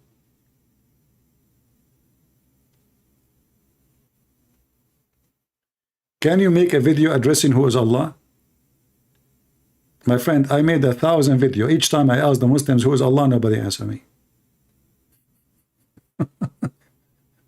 You want me to make a video? We keep asking them who is Allah. They don't know. They don't even know what the word Allah means. They do not know when first time this word is start being used. They do not know what Allah is made of. They do not know how Allah look like. They do not know how Allah sit in the chair. They do not know how Allah come down. They do not know how Allah speak. They do not know how Allah hear. They do not know why Allah have 2 hands in the right side, why he have feet, why he have a leg, why he have a shin. They do not know anything about Allah. But the Muslims, they are so good in some history. As an example, the only one in the world they were able to find out what was the size of the penis of Abraham. It was Muhammad. He had a very big penis to the point he had to use an adze to do circumcision for himself. You know, when you have like 10 meter, 20 meter, I mean, if you miss and you cut 1 foot from the top, who care, you know? I mean, it's so long, man. So Abraham, he have a very big one. And he now is going to do circumcision. But, I mean, it's so big. And his wife, she told him, you know what? That's a good idea. I mean, I do not know even what to do with yours. I mean, even our bedroom doesn't fit for it. So I think it's a perfect idea to use like an adze or maybe a saw or, so, like, you do not need to aim perfectly because if you miss a few inches, few foot more, a few foot less, who care? It's so big. So, Abraham, he put his penis in the table and, he cut it. That, like under tits. Where Muhammad, he got this information from? He used the adze, brother. I mean, why he used the adze?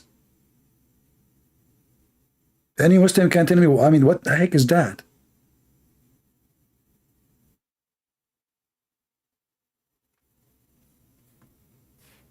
And why Muhammad did not use the adze for his penis? Any Muslim can tell me why Muhammad never did circumcision? You see, those Muslims, they keep saying to you, we circumcised with. So the Muslim himself, Muhammad himself, never been circumcised. Maybe he don't have an adze. Get him one. Or maybe his penis was so small, and if he do circumcision, nothing will be left. So he said, let me keep it as the way it is. At least there is something there. Or maybe he tried to do circumcision, he could not find it.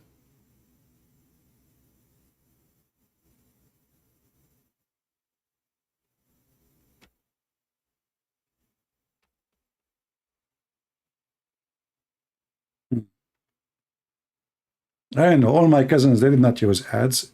They, you know, their dad, he closed the door of the van on their penis. Very simple. I can put your close the door. The piece is gone. The dog ate it. Any Muhammadan?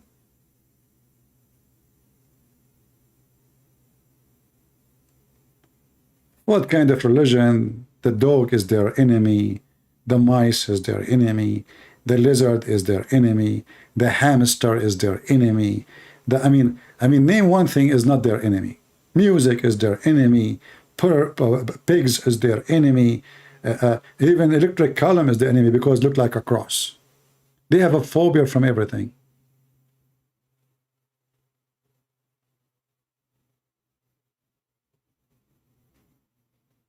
And you know, Shaitan is targeting every hole in the Muslim. Shaitan want to sleep in their nose.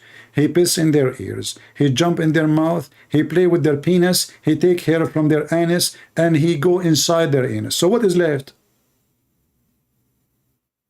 Conspiracy religion. They blame Shaitan for everything. But they believe in destiny. I mean, how you believe in destiny, you blame Shaitan? Do you see the stupidity? In one hand, they believe in destiny. In the other hand, they believe Shaitan mislead them. If you believe in destiny, then Allah is the one who made you do it. Zero brain, zero logic, zero intellect, zero thinking.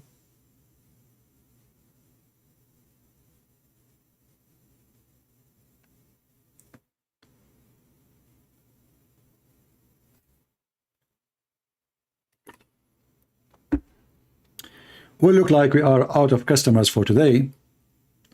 So I think we have enough. Feel free to download my videos. Soon I'm going to delete most of them as usual. I clean my channel from time to time, as you know. So feel free to download them before we take them down. I hope today we have a good time. And if you are thinking to do circumcision to yourself, please be careful. Don't do that at home. Disclaimer, don't go and get the ads. Don't tell me that Christian Prince in his video, he said Abraham did it. Hello? I know you. And then your wife, she sue me. Christian Prince, this, you know, he made my husband lose his penis. He went to the kitchen, he put his thing in the, you know, in the table and boom, you know, and smash it. Don't do that at home. Disclaimer, disclaimer. You know? Be smart like Prophet Muhammad. And don't go to the barber shop. You go to the barber shop, he takes some hair from your head or from your anus. I don't know why, how they can get the hair from his anus. And they control you. That's why I never go to the barber shop. Especially if the ones that work there is a female. She take hair from your head and now she control you. Suddenly you are marrying her. Suddenly you are having children from her. Suddenly you are, you know, I mean, all of this because she took hair from you. This is Islam. Hair? Somebody take hair from you, he can control you. That's it. I mean, I'm going to work as a barber shop and I will control the whole town. And then the beautiful Islam is that there is a God. He sent two angels. One, his name is Harut, and the other one, his name is Marut. They are Armenian. And they open a school to teach people magic. And what the purpose of the magic? Charity. Allah decide to open a school so the wife and the husband, they will fight. Look how beautiful. Only in Islam. Allah, he opened a Harry Potter school. And before he teach you magic, the angels of Allah will make you sign a disclaimer saying, listen to me, don't disbelieve. We are just a temptation. So don't disbelieve. And from them, they learned how they might divide the man and his wife. Look how good this Allah. Hey, look, man and wife, they are happy. They are not fighting. How boring. I mean, this is really stupid. I mean, who of us like to have a woman, she is not fighting with you? That's bad, boring. Now, Allah will add some spice and action and some throwing dishes, high heels in your head from your wife. Her mother-in-law, she joined, and then they throw you from the window of the kitchen, and then the wife, she locked the door. She tell you, don't come here again. And then you break in from the bathroom, and then she called the police, and then they will accuse you with domestic violence. And the story keep going, huh? So Allah, He decided to get some action in your life because Allah is so beautiful. He said, you know what? It's time to open a school of magic. I will send 2 angels in the Tower of the Babylon. And why the Tower of the Babylon? Because this is the elevator to Allah. Make sense? Think with me, think with me. If you are a Muslim, don't think. That will hurt you. Please. Disclaimer, don't sue me. It hurt. Don't do that at home, Muslims. Don't think. So Allah sent the angel Harut and Marut in the Babylon Tower because it's very high. And this is the way, the easiest way for angel of Allah to come down, because this is the only elevator allowed at that time. And it used to work by solar system, by the way. Okay? Made by Allah, not Tesla. And those 2 angels, Harut and Marut, they open a school. And by the way, you don't pay fees. Free school. First free school ever. There's no fees. For free, brother. Not like Andrew Tate, you have to pay $300 to get a pimp PhD from a guy who don't have high school. And then, brother, they teach you how to do magic to make the wife and the husband they fight. Look how beautiful. You must love Allah. Huh? Man, isn't it so beautiful? Let us make some investigation here before we finish for today. Who of you had a fight with his wife in the last week? Come on, give me one, give me one. Don't be shy, it's okay, you do not wash the dishes, and that will ignite the fight. Give me one, let us see. If you had a fight with your wife last week, give us one. Nobody? Look like the wives are watching, nobody there. Nobody have a fight with his wife last week? Nobody. I don't know why I believe you. Okay. Brother, you and your wife should understand something. This is destiny from Allah. Harut and Marut. They sent by Allah to make your life beautiful. Not boring. Imagine you sit with your wife every night watching TV. Hey, easy.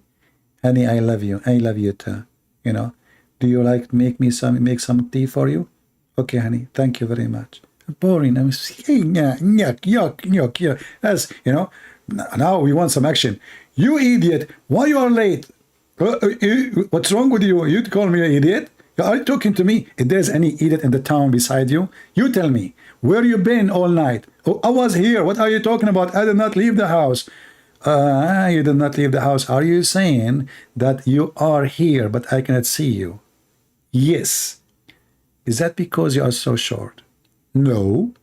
Is that because you are nobody? No. Is that because you are invisible?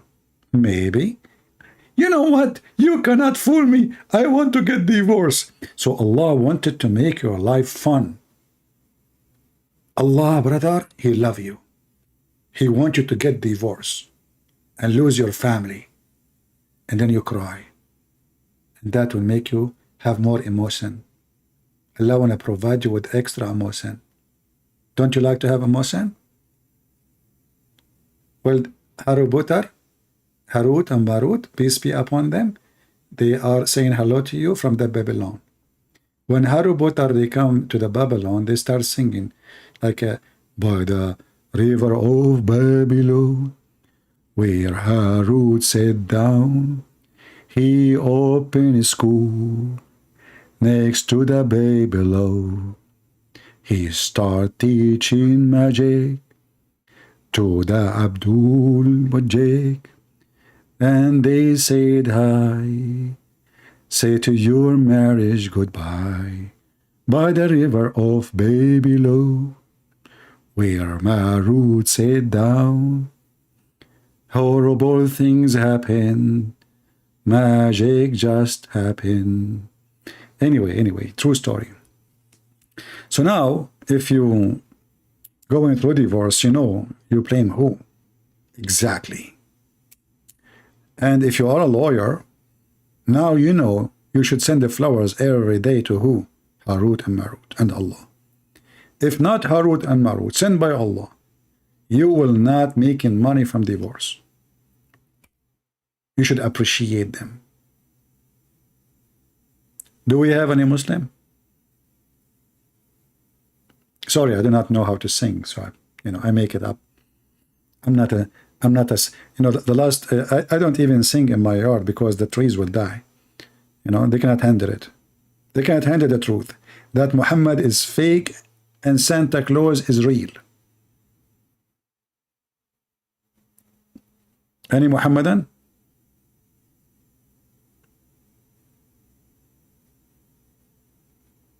Harut and Marut? Are you kidding me? Are you serious? And they say to you, brother, we are religion, worship one God. Abdul, who cares if your God is one or two or three or four? You have an idiot God. One, two God, half God, who cares?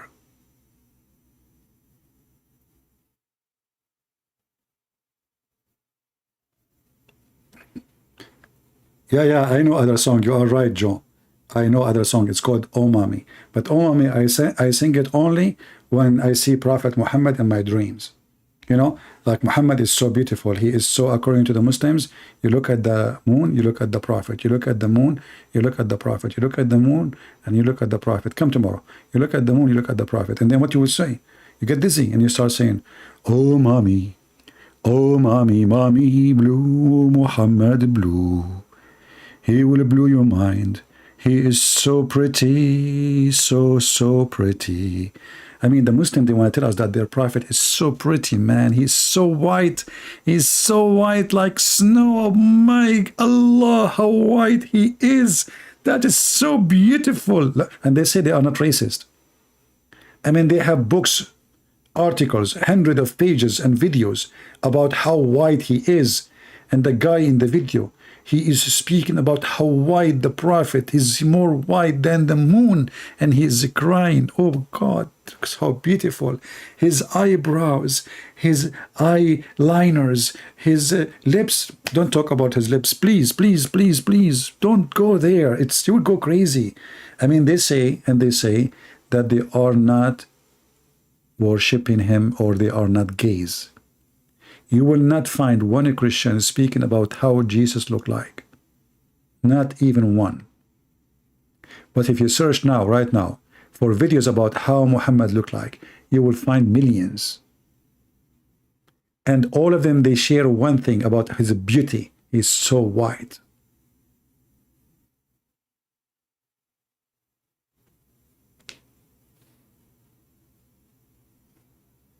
I mean, first time I saw this video, about he look at the prophet, he look at the moon, he look at the prophet, he look at the moon, he look at the prophet.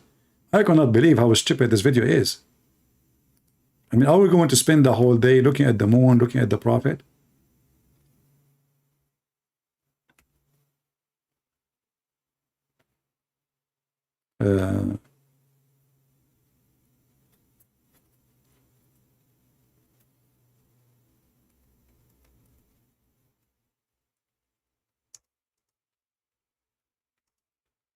Description of a Prophet Muhammad.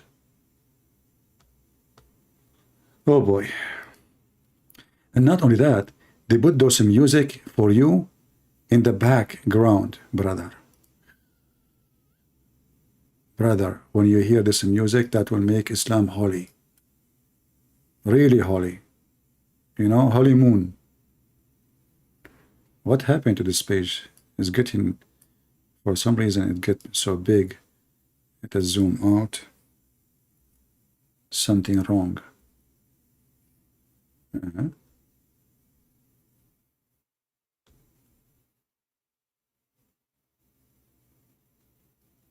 Okay. If you watch this video, I don't know why this video is coming so big. Hold on, why this is happening?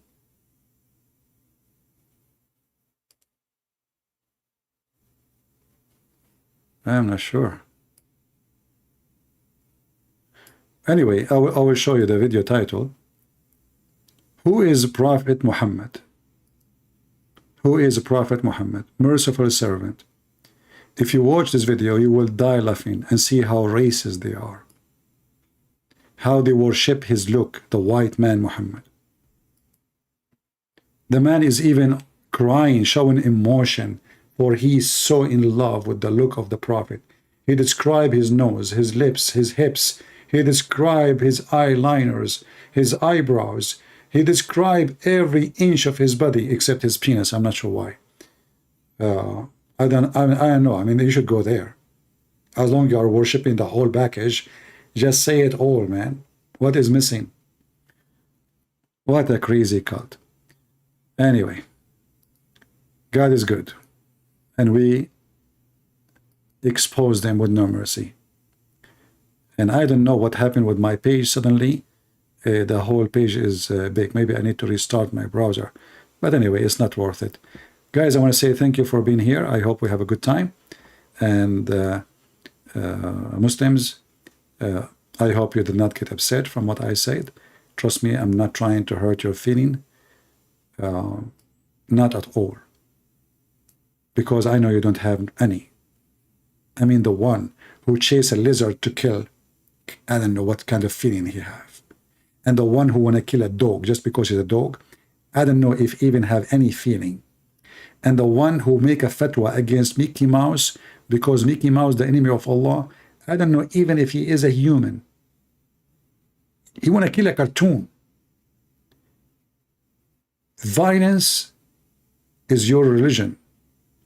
But in the same time, when you are a small minority, you are so coward.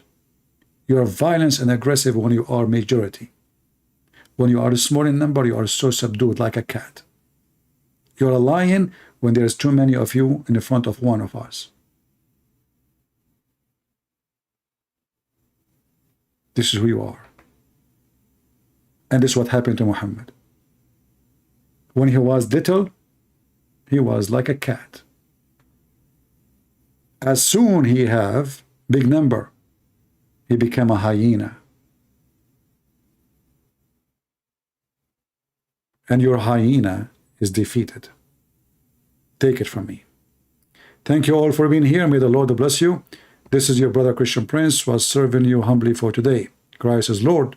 Islam is a fraud, and we prove it every day. Take care.